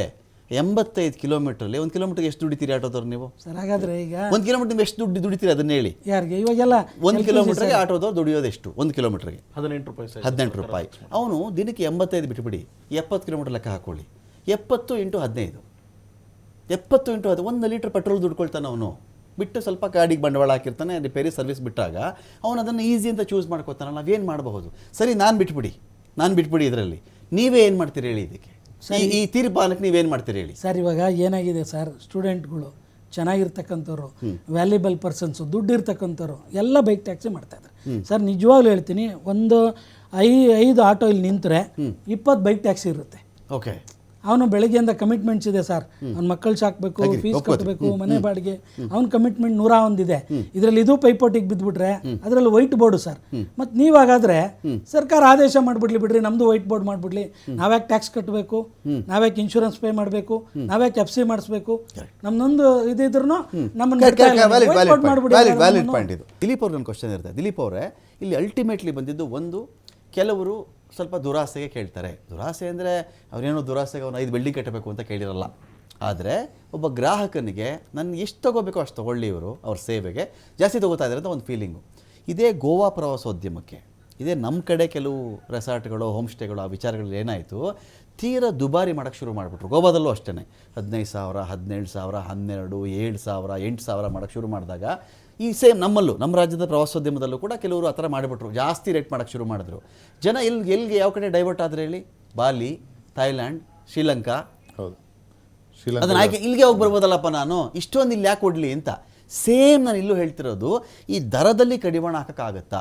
ಸರ್ಕಾರ ಅವರು ನಾನು ಒಳ್ಳೆ ಮಾತು ಹೇಳಿದ್ರು, ನಮಗೂ ಹಂಗೆ ಮಾಡಿಬಿಡ್ಲಿ ಬಿಡಿ ಸ್ವಾಮಿ, ನಮ್ಮ ಹತ್ರ ಟ್ಯಾಕ್ಸ್ ಆಗಿ ತಗೋತಾರೆ ಇವರು, ವೈಟ್ ಬೋರ್ಡ್ ಒಂದೇನೋ ನಮಗೂ ಅದು ಅಪ್ಲೈ ಮಾಡಿಬಿಡ್ಲಿ, ನಮಗೆ FC ಮಾಡಿಸು ಅಂತಾರೆ, ಟ್ಯಾಕ್ಸ್ ಯಾಕೆ ಕಟ್ಟಿಲ್ಲ ಅಂತಾರೆ, ನಮಗೊಂದು ಟೋಲು, ನಮ್ಗೆ ಇದೆಲ್ಲ ನಮಗೂ ಫ್ರೀ ಮಾಡಿಬಿಡ್ಲಿ ಬಿಡಿ, ಪ್ಯಾನಿಕ್ ಬಟನ್ನು. ಹಾಂ. ಸೊ ನಾನೇನು ಹೇಳ್ತೀನಿ, ಇವಾಗ in case if the two wheelers if they ask for a licence or permission, ನೀವು ಯು ಕ್ಯಾನಾಟ್ ಸೇ ನೀವು ಡಿನೈ ಮಾಡೋಂಗಿಲ್ಲ ಅಂತ ಹೇಳಿದ್ದಾರೆ. ಸೊ ನೀನು ವೈಟ್ ಬೋರ್ಡಲ್ಲಿ ಓಡಿಸು ಅಂತ ಹೇಳ್ಬಿಟ್ಟು ಏನಾರು ಡೈರೆಕ್ಷನ್ ಕೊಟ್ಟಿದ್ದಾರಾ ಹೈಕೋರ್ಟು? ಇಲ್ಲ. ನಿನಗೆ ಸೇಫ್ಟಿ ಹಿಡ್ಕೋಬೇಡ ಅಂತ ಏನಾರು ಹೇಳಿದಾರ? ಇಲ್ಲ. ನೀನು ಮಾಡು, ನೀನು ಪರ್ಮಿಷನ್ ಕೊಡು, ಪರ್ಮಿಷನ್ ಹಾಕ್ಬೇಕಾದ್ರೆ ನೀನೇನೋ ಕಂಡೀಷನ್ ಹಾಕ್ತೀಯ ಹಾಕು ಅಂತ ಹೇಳಿದ್ದಾರೆ. ಇದು ಓಕೆ, ಅದು ಸಪ್ರೇಟ್ ಭಾಗ. ನಾವು ಹೇಳ್ದಂಗೆ ಇವಾಗ ನಾವು ಕಾಂಪಿಟೇಷನ್ ಇದೆ ಅಂತ ಹೇಳ್ಬಿಟ್ಟು ನಾವು ಏನು ಮಾಡಲಿಕ್ಕೂ ಆಗಲ್ಲ. ಹಾಗಂತ ಹೇಳ್ಬಿಟ್ಟು ನಾನು ಆಟೋನ 10 ರೂಪಾಯಿಗೆ 5 ರೂಪಾಯಿಗೆ ಓಡಿಸಿದ್ರೆ ಆಗಲ್ಲ, ನಾನು ಆಟೋ ಓಡಿಸೋಕ್ಕೆ ಆಗಲ್ಲ. ಹಾಗಂತ ಹೇಳ್ಬಿಟ್ಟು ಅವರು 10 ರೂಪಾಯಿಗೆ 5 ರೂಪಾಯಿಗೆ ಅವ್ರೇನು ಬರ್ತಾ ಇಲ್ಲ. ಇವಾಗ ನೋಡಿ, ಶುರುವಾದಾಗ ಎಲ್ಲ ಚೆನ್ನಾಗಿರುತ್ತೆ. ಈಗ ವೀರೇಶ್ ಅವರು ಹೇಳ್ತಾರೆ 100 ರೂಪಾಯಿ ಕೊಡ್ಬೇಕು ಸ್ವಾಮಿ ಅಂತಾರೆ. ಒಂದು ಲೆಕ್ಕ ಕೇಳಿದ್ರೆ 100 ರೂಪಾಯಿ ಆಗುತ್ತೆ. ಅವ್ರಿಗೆ ಒಂದು ಫೀಲಿಂಗ್ ಆಗಿರ್ಬೋದು, ನನಗೊಂದು ಫೀಲಿಂಗ್ ಇದೆ. ನಾನು ಇಲ್ಲಿ ಗಾಂಧಿನಗರದಿಂದ ಆಫೀಸಿಗೆ ಮ್ಯಾಜಿಸ್ಟ್ರೇಟ್ ಕೋರ್ಟಿಗೆ ಹೋಗ್ಬೇಕು, 5 ರಿಂದ 8 ನಿಮಿಷದಲ್ಲಿ ರೀಚ್ ಆಗಬೇಕು. BVNK ಕರ್ಕೊಂಡೋಗಿ 5 ನಿಮಿಷ ಅವನು ಹೆಂಗ್ ಬಿಡ್ತಾನ ಅಂತಂದ್ರೆ, ಅವನಿಗೆ ಟಿಪ್ಸ್ ಕೊಟ್ಟೆ, ಈ ತರ ಗಾಡಿ ಕೊಟ್ಟಿದ್ದೀನಿ ನಾನು, ಅದನ್ನ ಅದು ಒಂದೊಂದು ಟೈಮಲ್ಲಿ 2 ವೀಲಲ್ಲಿ ಓಡಿಸೋನು. ಅಂದ್ರೆ ಆ ಟ್ಯಾಲೆಂಟ್ ಯಾರಿಗೂ ಬರ್ತಾ ಇರಲಿಲ್ಲ, ಅವಾಗ ಖುಷಿಯಾಗಿ ನಾನೇ ಕೊಟ್ಟೆ. ಸೊ ಈ ಒಂದು ಫೀಲಿಂಗ್ ಇರುತ್ತೆ ಸರ್. ಇವಾಗ ಯಾಕಂದ್ರೆ ನಿಮಗೆ ಅಕ್ಯುರೇಸಿ ಇರಲ್ಲ ಮೀಟ್ರಲ್ಲಿ. ಈ 2 ಕಿಲೋಮೀಟ್ರು ಅಂತ ಇರ್ತೀವಿ, ಅವನು ಏನು ಮಾಡ್ತಾರೆ ಯಜಮಾನ್ರು, ಇಲ್ಲೇ ಕಣಪ್ಪ ನಾನು ಹಿಂಗೆ ಹೇಳಿದ್ನಲ್ಲ ಅಂತ ಹೇಳ್ಬಿಟ್ಟು ಕರ್ಕೊಂಡೋಗಿ ಸುತ್ತಾಡಿಸೋ ಜನಗಳು ಇದ್ದಾರೆ, ಸುಮಾರು ಜನ ಇದ್ದಾರೆ. ಸೊ ಇವೆಲ್ಲ ಸುತ್ತಾಡಿ ನಷ್ಟ ಆಗಿ ಅನುಭವಿಸಿ ಅವ್ರಿಗೆ ಏನು ಅನ್ಸುತ್ತೆ, ಅಯ್ಯೋ ಎಷ್ಟೋದ್ರೆ ನಮಗೇನು ಉಳಿಯಲ್ಲ ದುಡ್ಡು, ಒಂಚೂರು ಹೆಚ್ಚಿಗೆ ಕೇಳೋಣ. ಟೈಮ್ ಇಸ್ ಮನಿ. ಏನು ನನಗೆ ಟೈಮ್ ಇಸ್ ಮನಿ. ಕರೆಕ್ಟ್, ಸಮಯನೇ ದುಡ್ಡು. ಸೊ ಹಾಗಾಗಿ ಆ ರೀತಿ ಕೇಳೋದಕ್ಕೆ ಶುರು ಮಾಡ್ತಾರೆ. ಒಬ್ಬೊಬ್ರು ಒಂದ್ಸಲ ಕೇಳಿದ್ರೆ ಕೊಟ್ಬಿಡ್ಬೋದೇನೋ, ಯಾಕೆ ಕೇಳಬಾರ್ದು? ಕೇಳ್ದಲ್ಲ ಇದ್ರೆ ತಾನೇ ಬರಲ್ಲ. ಒಂದ್ಸಲ ಕೇಳಿದ್ರೆ ಬಂದ್ರೆ ಬರುತ್ತೆ, ಬರ್ಲಿಲ್ಲ ಅಂದ್ರೆ ಓಕೆ, ಆ ಥರನೂ ಕೇಳೋದು ಕೂಡ ಉಂಟು. ಇವಾಗ ನೋಡಿ, ನೀವು ಹಬ್ಬದ ಸೀಸನಲ್ಲಿ ಪ್ರೈವೇಟ್ ಬಸ್ಗಳು ರೇಟ್ನ 1:3 ಮಾಡ್ತಾರೆ. ನೀವು ರೆಗ್ಯುಲೇಟ್ ಮಾಡಿದ್ದೀರಾ? ಯಾವ ಥರ ಅಬ್ಜೆಕ್ಟ್ ಮಾಡಿದ್ದೀರಾ? 200 ರೂಪಾಯಿ ಇರೋ ಟಿಕೆಟ್ನ 800 ರೂಪಾಯಿ 1000 ರೂಪಾಯಿ ಮಾಡ್ತಾರೆ. ಗೌರ್ಮೆಂಟ್ ಇದು ಥಿಯೇಟರ್ ಎಲ್ಲ ಇವಾಗ ಯಾವ ಲೆವೆಲ್ಗೆ, ನೀವು ಒಂದು ಪಾಪ್ಕಾರ್ನ್ಗೆ 600 ರೂಪಾಯಿ, 20 ರೂಪಾಯಿ ಜೋಳದಲ್ಲಿ ಮಾಡೋದು ನೀವು 600 ರೂಪಾಯಿ ಇಟ್ಬಿಟ್ಟು ಮಾಡ್ತೀವಿ. ಕಾನೂನು ಬಂತು, ಸ್ಟೇ ಮಾಡಿಬಿಟ್ರಲ್ಲ ಅದನ್ನ. ಮಾಡಿಲ್ಲ, ಟಿಕೆಟ್ ಮಾಡಿದ್ರು, ಪಾಪ್ಕಾರ್ನ್ ಮಾಡಿಲ್ಲ. ವಾಟರ್ ಬಾಟ್ಲಿ ಅಲೋ ಮಾಡಲ್ಲ ಅವರು, ವಾಟರ್ ಬಾಟ್ಲಿ ಅಲೋ ಮಾಡಲ್ಲ ಅಲ್ಲಿ. ಅದು ತಗೋಬೇಕಲ್ಲ, ಅಲ್ಲಿ 200 ರೂಪಾಯಿ ಕೊಟ್ಬಿಟ್ಟು ನಾವು. ಕರೆಕ್ಟ್. ಸೊ ಆ 200 ರೂಪಾಯಿ ರೇಟು ನೀವು ದುಬೈ ಏರ್ಪೋರ್ಟ್ ಅಲ್ಲಿ ಏನ್ ತಗೋತೀರಿ ವಾಟ್ರು, ಸೇಮ್ ರೇಟೇ, ಏನು ಡಿಫರೆನ್ಸ್ ಇಲ್ಲ. ಅಲ್ಲಿ ನೆಲ ಆಗಿದ್ರೆ ತೈಲ ಬರೋ ಕಡೆ, ಹೌದು, ನೀರ್ ಬರೋ ಕಡೆ ಅಲ್ಲ. ಅಂದ್ರೆ ನೀವು ಒಂದ್ ಕಣ್ಣಿಗೆ ಬೆಣ್ಣೆ ಒಂದ್ ಕಣ್ಣಿಗೆ ಸುಣ್ಣ ಹಾಕೋದು ಆಗಲ್ಲ. ಇವಾಗ ನೀವು ಹೆಂಗ್ ಬ್ಲೇಮ್ ಮಾಡ್ತೀರಿ ಆಟೋದವ್ರನ್ನ, ಇಲ್ಲಿ ಟ್ಯಾಕ್ಸಿ ಚಾಲಕರನ್ನ, ಹಾಗೆ ಬೇರೆ ಕಡೆನೂ ವ್ಯವಸ್ಥೆ ಇದೆ. ಅದನ್ನು ನೀವು ಯಾಕೆ ಬ್ಲೇಮ್ ಮಾಡಲ್ಲ? ನೀವು ಅದನ್ನ ಯಾಕೆ ಕಂಟ್ರೋಲ್ ಮಾಡಲ್ಲ? ಯಾಕೆ ಒಂದೇ ಒಂದು ಏಜೆನ್ಸಿನ ನೀವು ಟಾರ್ಗೆಟ್ ಮಾಡಿದಿರಿ? ಒಂದೇ ಒಂದು ಕ್ವಶನ್ ಬರುತ್ತೆ, ಇವ್ರನ್ನ ಡಿಪೆಂಡೆಂಟ್ ಆಗಿರೋರು ತೀರಾ ಹೈಫೈ ಪಿಕ್ಚರ್ಗೆ ಹೋಗೋಂಥವ್ರ ವ್ಯಕ್ತಿ ಅಲ್ಲ. ಸಾಮಾನ್ಯ ನಾಗರಿಕರು, ಕೆಲಸ ಮಾಡೋಂಥವ್ರು. ನನಗೆ 30,000 50,000 ಸಂಬಳ ಇರುತ್ತೆ, ಆಟೋಗೆ ಟ್ಯಾಕ್ಸಿಗೆ ನಾನು 25,000 ಸಂಬಳ ಕೊಟ್ರೆ ನನ್ನ ಮನೆ ಬಾಡಿಗೆ ಯಾವಾಗ ಕಟ್ಟೋದು? ಸೊ ಇವೆಲ್ಲ ಬರುತ್ತೆ ಪ್ಯಾರಾಮೀಟರ್. ವೀರೇಶ್ ಅವರೇ, ಇಫ್ ಗಿವನ್ ಅನ್ ಆಪ್ಷನ್, ನನ್ನೊಂದು ಪಾಯಿಂಟ್ ಇದೆ ಇಲ್ಲಿ. ಏನು ಚೇಂಜ್ ಆಗಬೇಕು? ವೀರೇಶ್ ಅವರು ಬೈಕ್ ಟ್ಯಾಕ್ಸಿ ತೆಗೆದುಕೊಳ್ಳದೆ ನಾನು ಆಟೋಲ್ಲಿ ಹೋಗ್ತೀನಿ, ಕ್ಯಾಬಲ್ಲಿ ಹೋಗ್ತೀನಿ ನಾನು ಅಂತ ವೀರೇಶ್ ಅವ್ರಿಗೆ ಅನ್ನಿಸಬೇಕಾದ್ರೆ ನೀವು ಎಕ್ಸ್ಪೆಕ್ಟ್ ಮಾಡೋದು ಏನು? ಆಟೋ ಕಡೆಯಿಂದನೋ ಕ್ಯಾಬ್ ಕಡೆಯಿಂದ ಏನು ಎಕ್ಸ್ಪೆಕ್ಟ್ ಮಾಡ್ತೀರಿ ನೀವು? ಬೈಕ್ ಅಲ್ಲದೆ ನನಗೆ ಇವ್ರು ಬೇಕಪ್ಪ, ಬೈಕಲ್ಲಿ ನಾನು ಹೊತ್ತಲ್ಲ ಅನ್ನೋಕೆ ಏನು ಬೇಕು ನನಗೆ ನಿಮಗೆ? ಬಜೆಟ್ ಅಂತ ಏನ್ ಇರ್ತದೋ ಅದರಲ್ಲಿ ನಾನು ಹೋಗ್ಬೇಕು ಸರ್. ಈಗ ನಾನು ಕಮ್ಮಿ ದುಡ್ಡಿದ್ದಾಗ ನಾನು ಬೈಕ್ ಟ್ಯಾಕ್ಸಿನ ಮಾಡ್ತೇನೆ. ದುಡ್ಡಿದೆ, 2-3 ಜನ ಇದೀವಿ ಅಂದ್ರೆ ಆಟೋಮೆಟಿಕ್ ಆಗಿ ನಾವು ಆಟೋದಲ್ಲಿ ಹೋಗ್ತೀವಿ. 4 ಜನ ಇದ್ರೆ ಟ್ಯಾಕ್ಸಿಯನ್ನ ಹೈರ್ ಮಾಡ್ತಾ ಇದೀವಿ. ಶ್ರೀಮಂತರಾದ್ರೆ SUVಗಳನ್ನ ಹೈರ್ ಮಾಡ್ತಾರೆ. ಇದು ಗ್ರಾಹಕನ ಕೆಪಾಸಿಟಿ ಮೇಲೆ ಹೋಗ್ತದೆ ಸರ್, ಅವನ ಆರ್ಥಿಕ ಸ್ಥಿತಿ ಮೇಲೆ ಹೋಗ್ತದೆ. ಈಗ ಬೈಕ್ ಟ್ಯಾಕ್ಸಿಯಲ್ಲಿ ಯಾರು SUV ನಲ್ಲಿ ಓಡಾಡುವಂತ ವ್ಯಕ್ತಿ ಯಾರು ಬೈಕ್ ಟ್ಯಾಕ್ಸಿನಲ್ಲಿ ಹೋಗ್ತಾರೆ? ಬೈಕ್ ಟ್ಯಾಕ್ಸಿ ಇಲ್ದಾಗ ನೀವು ಆಟೋ ಹೋಗ್ತಿರ್ಲಿಲ್ವಾ? ಹಾಗಾದ್ರೆ ಒಬ್ಬರೇ ಬೈಕ್ ಟ್ಯಾಕ್ಸಿ ಇಲ್ದಿದ್ದಾಗ ಆಟೋ ಹಚ್ತಾ ಇರಲಿಲ್ಲ ನೀವು ವೀರೇಶ್ ಅವರು? ಸರ್ ಅನಿವಾರ್ಯತೆ ಸರ್. ಇವಾಗ ಇದು ಎಲೆಕ್ಟ್ರಿಕ್ ವೆಹಿಕಲ್ಸ್ ಬರ್ತಾ ಇದೆ ಸರ್. ಒಬ್ಬರನ್ನೇ ಕೂರಿಸ್ಕೊಂಡು ಹೋಗ್ತಕ್ಕಂತ ಸ್ಮಾಲ್ 3 ವೀಲರ್ಸ್ ಬರ್ತಾ ಇದೆ. ಇವಾಗ ನಾಳೆ ಬಂದಾಗ ಅದನ್ನ ಅಪೋಸ್ ಮಾಡ್ಲಿಕ್ಕೆ ಆಗ್ತದ? ಬಹಳ ಚೀಪ್ ರೇಟ್ ಅಲ್ಲಿ ಕರ್ಕೊಂಡು ಹೋಗಿ ಸರ್. ಇವತ್ತು ಬ್ಯಾಂಗ್ಳೂರ್, ಡೆಲ್ಲಿಯಲ್ಲಿ ತಾವು ನೋಡಿದ್ದೀರಾ, ಎಲೆಕ್ಟ್ರಿಕ್ ಆಟೋಗಳು ಬಂದಿದೆ. ಒಂದು ಪಾಯಿಂಟ್ ಇಂದ ಇನ್ನೊಂದು ಪಾಯಿಂಟ್ ಗೆ 10 ರೂಪಾಯಿ ಕರ್ಕೊಂಡು ಹೋಗಿ ಬರ್ತಾರೆ ಸರ್. ಶೇರ್ಡ್ ಇದರಲ್ಲಿ ಅದನ್ನ ಕಾನೂನಿನಲ್ಲಿ ಕೂಡ ಮಾನ್ಯತೆಯನ್ನು ಕೊಟ್ಟಿದ್ದಾರೆ. ಇವಾಗ ಹೀಗಾಗಿ ಈಗ ಬೆಂಗಳೂರಿನಲ್ಲಿ ವಿರೋಧ ಮಾಡ್ತಾ ಇದ್ದಾರೆ ಎಲೆಕ್ಟ್ರಿಕ್ ಆಟೋಗಳಿಗೆ. ಯಾಕೆ ವಿರೋಧ ಮಾಡ್ತಿದ್ದಾರೆ ಅಂದ್ರೆ ಈ ಆಟೋಗಳವರಿಗೆ ತೊಂದರೆ ಆಗ್ತದೆ ಅಂತ. ಆದ್ರೆ ಇವತ್ತು ಕೂಡ ಬಹಳಷ್ಟು ನಗರಗಳಲ್ಲಿ ಎಲೆಕ್ಟ್ರಿಕ್ ಆಟೋ ಬೇಡ ಅಂತ ಈ ಆಟೋ ತಗೊಂಡ್ರೆ ಈ ಆಟೋನು ಬೇಡ ಅಂತ ಇದಾರಲ್ಲ ಅಂತ.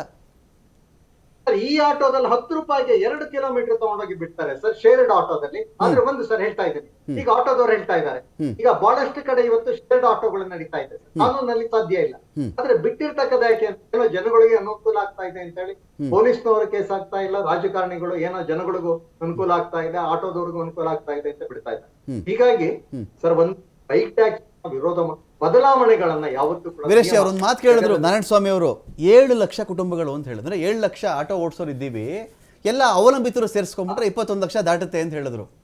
ಅವ್ರದ್ದು ಬದುಕೆ, ಸರ್ಕಾರ ಎಲ್ರಿಗೂ ಉದ್ಯೋಗ ಕೊಡಕ್ ಆಗಲ್ಲ, ನಮ್ದು ಜೀವನ ಅಲ್ಲ ಸ್ವಾಮಿ, ನಮ್ಮನ್ನ ನಂಬ್ಕೊಂಡು ಜನ ಇದಾರಲ್ಲ, ನಾವೇನ್ ಮಾಡ್ಬೇಕು ಅಂತ ಕೇಳಿದ್ರು ಅವರು. ಇದು ಕಾಂಪಿಟೇಟಿವ್ ವರ್ಲ್ಡ್ ಸರ್. ಈಗ ತಾವ್ ಹೇಳ್ತಾ ಇದ್ರಲ್ಲ, ಈಗ ಅಂಗಡಿ ಪಕ್ಕದಲ್ಲಿ, ನಾನು ಹೋಟೆಲ್ ಪಕ್ಕದಲ್ಲಿ ಇನ್ನೊಂದು ಹೋಟೆಲ್, ನಾನು ಸಣ್ಣ ಹೋಟೆಲ್, ಗಾಡಿ ಹೋಟೆಲ್ ಇಟ್ಟು ನಡೆಸ್ತೇನೆ ಸರ್. ಆಗ ಅವನು ಬಂದು ಗಲಾಟೆ ಮಾಡ್ಲಿಕ್ಕೆ ಆಗ್ತದ? ನನ್ನ ಹೊಟ್ಟೆ ಹೊಡಿತಾ ಇದ್ದೇನೆ ಅಂತ ಹೇಳಿ. ಇದು ನನ್ನ ಬದುಕಿನ ಪ್ರಶ್ನೆ. ಈಗ ನಾವು ಹೇಳಿದ್ರೆ, ಈಗ ಬೈಕ್ ಟ್ಯಾಕ್ಸಿ ನಾನು ಒಂದು 1 ಲಕ್ಷ ರೂಪಾಯಿಯಲ್ಲಿ ಒಂದು ಬೈಕ್ ಟ್ಯಾಕ್ಸಿ ಮಾಡ್ಕೊಂಡು ನಾನು ಓಡಾಡಬಹುದು ಸರ್.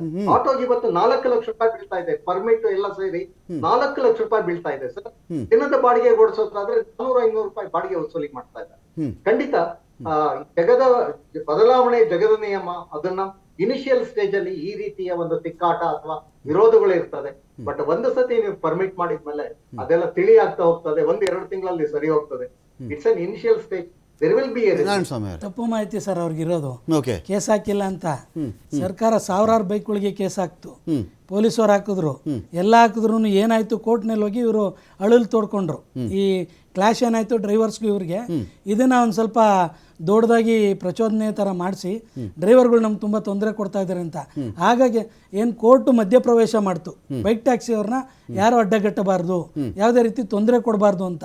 ಸರ್ಕಾರ ತುಂಬ ಪೆನಾಲ್ಟೀಸ್ ಹಾಕಿದೆ ಸರ್, ಸಾವಿರಾರು ಬೈಕ್ಗಳಿಗೆ ಪೆನಾಲ್ಟಿ ಏನು ಹಾಕಿದೆ. ಬಟ್ ಯಾಕೆ ಅಂತಂದ್ರೆ ಈಗ ಏನು ಕೋರ್ಟ್ ಆದೇಶದಿಂದ ಸೈಲೆಂಟ್ ಆಗಿದ್ರು, ಇಲ್ಲ ಅಂತಂದ್ರೆ ಅವರು ಇದನ್ನು ನೀವು ಚಾಲೆಂಜ್ ಮಾಡ್ತಾ ಇದ್ದೀರಿ ಸುಪ್ರೀಂ ಕೋರ್ಟ್ ಅಲ್ಲಿ, ಈ ಆರ್ಡರ್ ನೀವು ಒಪ್ಕೊಂಡಿಲ್ಲ, ಮೇಲ್ಮನವಿ ಹೋಗ್ತಾ ಇದ್ದೀರಲ್ಲ. ಓಕೆ, ಏನು ನಿಮ್ಮಲ್ಲಿ ಸುಧಾರಣೆಗಳು, ಬೆಲೆ ವಿಚಾರದಲ್ಲಿ ನನ್ನ ಮಾತುಕತೆ ನಡೀತಾ ನಿಮ್ಮ ಸಂಘದ ಮಟ್ಟದಲ್ಲಿ ಸ್ವಲ್ಪ ಕಡಿಮೆ ಮಾಡ್ಕೊಳ್ಳೋಣ ನಾವು ಆಟೋ ದರಗಳನ್ನ? ಎಲ್ಲಿಂದ ಸರ್? ಅಗ್ರಿಗೇಟರ್ ಹತ್ರ ಮಾತಾಡೋ ಕತೆ ಆಗಿದೆಯಾ ನೀವು? ಸರ್ ಅಗ್ರಿಗೇಟರ್ ಜಾಸ್ತಿ ತಗೊಂತಾ ಇದ್ದಾನೆ. ನಾನು ಹೇಳೋದೇನು ಗೊತ್ತಾ, 1,000 ರೂಪಾಯಿ ನಾವು ಅರ್ನ್ ಮಾಡ್ತೀವಿ. ಅಗ್ರಿಗೇಟರು ಒಂದು ಆ್ಯಪನ್ನು ಬಂದ್ ಮಾಡಿಕೊಂಡು ಮೊಬೈಲ್ ಫೋನ್ ಜೇಬಲ್ಲಿ ಇಟ್ಕೊಂಡು ಹೊಟ್ಟು ಬಿಡ್ತಾನೆ ರೀ. ಅವ್ನು ಆಲ್ರೆಡಿ ಒಂದೆಲ್ಲ ಬಂದುಬಿಟ್ಟಿದೆ, ಒಂದು ಏನೂ ಇಲ್ಲ ಇಲ್ಲಿ ಸಂತೆಯಲ್ಲಿ. ಆ್ಯಪ್ ರಚನೆ ಮಾಡ್ಬೇಕಾದ್ರೆ ಅಷ್ಟು ಕಷ್ಟ ಕೆಲಸ ಮಾಡಿದಾನೆ ಅಷ್ಟೇ. ಒಂದು ಇಲ್ಲಿ ಯಾವ ಆಫೀಸ್ಗೆ ಹೋಗೋಣ ಹೇಳಿ, ಅಗ್ರಿಗೇಟರ್ದ ಆಫೀಸೇ ಅಡ್ರೆಸ್ ಹೇಳಿ ನನಗೆ, ಹೋಗ್ಲಿ ಅರ್ಜೆಂಟ್ ಹೋಗ್ಬೇಕು ನಾನು ಅಂದ್ರೆ. ನಮಗೆಲ್ಲ ಗೊತ್ತಿದೆ ಸರ್, ಸಂತ್ರಸ್ತರು ನೀವು ರೀ, ನೀವೇನ ಮಾಡಿ ನಾನು ಹೇಳ್ತಾ ಇರೋದು. ಫೈಟ್ ಮಾಡ್ತಾ ಇದೀವಿ ಸರ್. ಏನಿದೆ ಒನ್ ಸಿಟಿ ಒನ್ ರೇಟ್, ಈ ಸರ್ಕಾರ ಏನು ಆದೇಶ ಮಾಡಿದೆ ಇದನ್ನ ಓಡಿಸಿ ಅಂತ ಸುಮಾರು ಗಲಾಟೆಗಳನ್ನ ಮಾಡಿದ್ವಿ. ಬೈಕ್ ಆದ್ರೂ ಆಟೋ ಆದ್ರೂ ಒಂದೇ ರೇಟ್ ಫಿಕ್ಸ್ ಮಾಡಬೇಕು ಅಂತ. ಬೈಕಿಗೆ ನಮ್ಮ ಬೇಡವೇ ಬೇಡ, ಬೈಕ್ ನ ವಿರೋಧ ಮಾಡ್ತೀವಿ, ಹೋರಾಟನೂ ಮಾಡ್ತೀವಿ. ಯಾವ ಲೆವೆಲ್ಗೆ ಹೋದ್ರೂ ಹೋರಾಟ. ಏನಾಗುತ್ತೆ, ನೀವು ಟಾಂಗಾಗಳನ್ನ ಬ್ಯಾನ್ ಮಾಡಿದಾಗ, ಟಾಂಗಾ ಓಡಿಸ್ಬಾರ್ದು ನೀವೆಲ್ಲ ಅಪೋಸ್ ಮಾಡಿದಾಗ ಎಲ್ಲ ಆಟೋ ರಿಕ್ಷಾ ತಗೊಂಡ್ರು. ಟಾಂಗಾಗಿಂದ ಆಟೋ ರಿಕ್ಷಾ ಈಸಿ ಅನ್ನಿಸ್ತು, ಫಾಸ್ಟಾಗಿ ಹೋಗುತ್ತಿದ್ದು, ಕುದುರೆಗೆ ಹಿಂಸೆ ಕೊಡ್ತಾನೆ, ಒಡೆಯೋದು ನೋಡೋಕ್ಕಾಗಲ್ಲ ಅಂಥೇಳಿ. ಟಾಂಗಾ ಓಡಿಸ್ತಿದ್ದವನು ಏನು ಮಾಡ್ದ ಹೇಳಿ, ನಾಳೆ ದಿನ ಆಟೋ ತೊಗೊಂಡ. ಯಾಕೆ ಬೈಕವರು ಆಟೋ ತೊಗೊಂಬಿಡ್ಲಿ ಬಿಡಿ ಸರ್. ಆಟೋದವರೇ ಬೈಕ್ ತಗೊಳ್ಳಿ ಅಂತಾರೆ ಅವರು. ಬೇಡ ಅವ್ರು ಸರ್, ಕೇಳಿದ್ರೆ ಆಟೋದವ್ರು ಬೈಕ್ ತಗೊಳ್ಳಿ ಅಂತಾರೆ. ಏನು ಮಾಡಲ್ಲ ನಾವು ಇದಕ್ಕೆ? ನಮ್ಮ ಸಮುದಾಯ ಬಿಟ್ಟು ಯಾಕೆ ಹೋಗ್ಬೇಕಾ ಸರ್? ಇಷ್ಟು ವರ್ಷ ನಡ್ಸ್ಕೊಂಬಂದಿದ್ವಿ, ಅದನ್ನು ಬಿಟ್ಟು ಯಾಕೆ ಹೋಗ್ಬೇಕು ನಾವು? ಥ್ಯಾಂಕ್ ಯು ನಾರಾಯಣ ಸ್ವಾಮಿ ಅವರೇ, ಥ್ಯಾಂಕ್ ಯು ಮಣಿಕಂಠ ಅವರೇ, ಥ್ಯಾಂಕ್ ಯು ದಿಲೀಪ್ ಕುಮಾರ್ ಅವರೇ, ಥ್ಯಾಂಕ್ ಯು ವೀರೇಶ್ ಅವರೇ. ಇಂಥ ವಿಚಾರಗಳಲ್ಲಿ ಸರ್ಕಾರ ಯಾರಿಗೂ ಕೆಲಸ ಕೊಡಲ್ಲ. ಸರ್ಕಾರ ಇರುವುದು ಲಾಭ ಮಾಡೋಕ್ಕೂ ಅಲ್ಲ. ಸರ್ಕಾರ ಒಂದು ಬಿಸ್ನೆಸ್ ಫಾರ್ಮ್ ಅಲ್ಲ, ಅದು ಬಿಸ್ನೆಸ್ ಫಾರ್ಮ್ ಅಲ್ವೇ ಅಲ್ಲ. ಸರ್ಕಾರ ಒಂದು ಯಾಕೆ ಒಂದು ಸಾರ್ವಜನಿಕ ಸಾರಿಗೆ ವ್ಯವಸ್ಥೆಯನ್ನು ಮಾಡುತ್ತೆ, ಒಂದು ಶಾಲೆಯನ್ನು ಯಾಕೆ ಮಾಡುತ್ತೆ ಅಂತ ಹೇಳಿದ್ರೆ ಈ ಒಂದು ವಿಚಾರಗಳಲ್ಲಿ ಅದರ ಬದ್ಧತೆ ಅದು. ಬಸ್ ಓಡಿಸೋದ್ರಿಂದ ದೊಡ್ಡ ಲಾಭ ಇಲ್ಲ ಸರ್ಕಾರಕ್ಕೆ. ಪ್ರೈವೇಟವ್ರು ಕೊಟ್ಬಿಡೋಣ ಹಾಗಾದರೆ, ಪ್ರೈವೇಟ್ ಬಸ್ ನೀವು ಓಡಿಸ್ಕೊಂಬಿಡ್ರಪ್ಪ, ನನಗೆ ಯಾಕಿದೆ ಪ್ರಾಫಿಟ್ ಇಲ್ಲ ಅಂತೇಳಿ. ನೋ, ನಮ್ಮ ಟ್ಯಾಕ್ಸ್ ತೊಗೊಳುತ್ತಲ್ಲ ಇಲ್ಲ ಒಂದು ಭಾಗ, ಒಂದು 21 ಲಕ್ಷ ಜನ ಇಲ್ಲಿ ಉದ್ಯೋಗಕ್ಕೆ ಇಲ್ಲಿ ಒದ್ದಾಡ್ತಾರೆ. ನಾಳೆ ದಿನ ಅವಲಂಬಿತರಿದ್ದಾರೆ ಅವ್ರ ಮೇಲೆ. 7 ಲಕ್ಷ ಜನ ಮೇಲೆ ಒಂದು ಟೋಟಲಾಗಿ ಒಂದು 10-15 ಲಕ್ಷ ಜನ ಅವರು ಅವಲಂಬಿತರಿದ್ದಾರಲ್ಲ, ಅವ್ರಿಗೂ ಏನಾದರೂ ಆಗಬೇಕು. ಅದೇ ರೀತಿಯಲ್ಲಿ ಬೈಕ್ ಟ್ಯಾಕ್ಸ್ ಯಾರು ಓಡಿಸ್ತಕ್ಕಂಥ ವ್ಯಕ್ತಿ ವಿಚಾರದಲ್ಲಿ, ಅವರ ಅಗ್ರಿಗೇಟರ್ ವಿಚಾರದಲ್ಲಿ ಯಾರು ಓಡಿಸಬಹುದು, ಯಾರು ಓಡಿಸಬಾರದು, ಸ್ಟ್ರಿಕ್ಟಾಗಿರ್ತಕ್ಕಂಥ ರೂಲ್ಸ್ ಬರಲಿ. ಇವರಿಬ್ಬರನ್ನೂ ಒಂದು ಕಡೆ ಕೂರಿಸ್ಕೊಂಡು ಇವ್ರನ್ನ ನೋಡಿದ್ರೆ ಅವ್ರಿಗೆ ಸಿಟ್ಟು, ಎಲ್ಲಾನ ದಾರಿಯಲ್ಲಿ ಅವ್ನು ಹೋಗ್ತಿದ್ರೆ ಅವ್ನು ಹಿಡ್ಕೊಳ್ಳಿ, ಬೈ ಯಾವ ಒಂದು ನಿಂದು ಯಾರು ಕೂರಿಸ್ಕೊಂಡಿದ್ದೆ ನೀನು, ನಿಜ ಹೇಳೋ ನೀನು ಎಲ್ಲಿ ಅವನು, ನೋ. ಇವ್ರನ್ನ ನೋಡಿದ್ರೆ ಇವ್ರು ಸಿಟ್ಟು ಮಾಡ್ಕೊಳ್ಳೋದು, ನೋ. ಇಬ್ಬರನ್ನ ಒಂದು ಕಡೆ ಕೂರಿಸ್ಕೊಂಡು ಇಬ್ಬರು ಒಪ್ಪುವಂತಹ, ಜನಗಳಿಗೂ ಅನುಕೂಲವಾಗುವಂತಹ ಒಂದು ತೀರ್ಮಾನಕ್ಕೆ ಸರ್ಕಾರ ಬರಲಿ ಅಂತ ಹೇಳ್ತಾ ಡಿಬೇಟ್ ಮುಗಿಸ್ತಾ ಇದ್ದೀನಿ.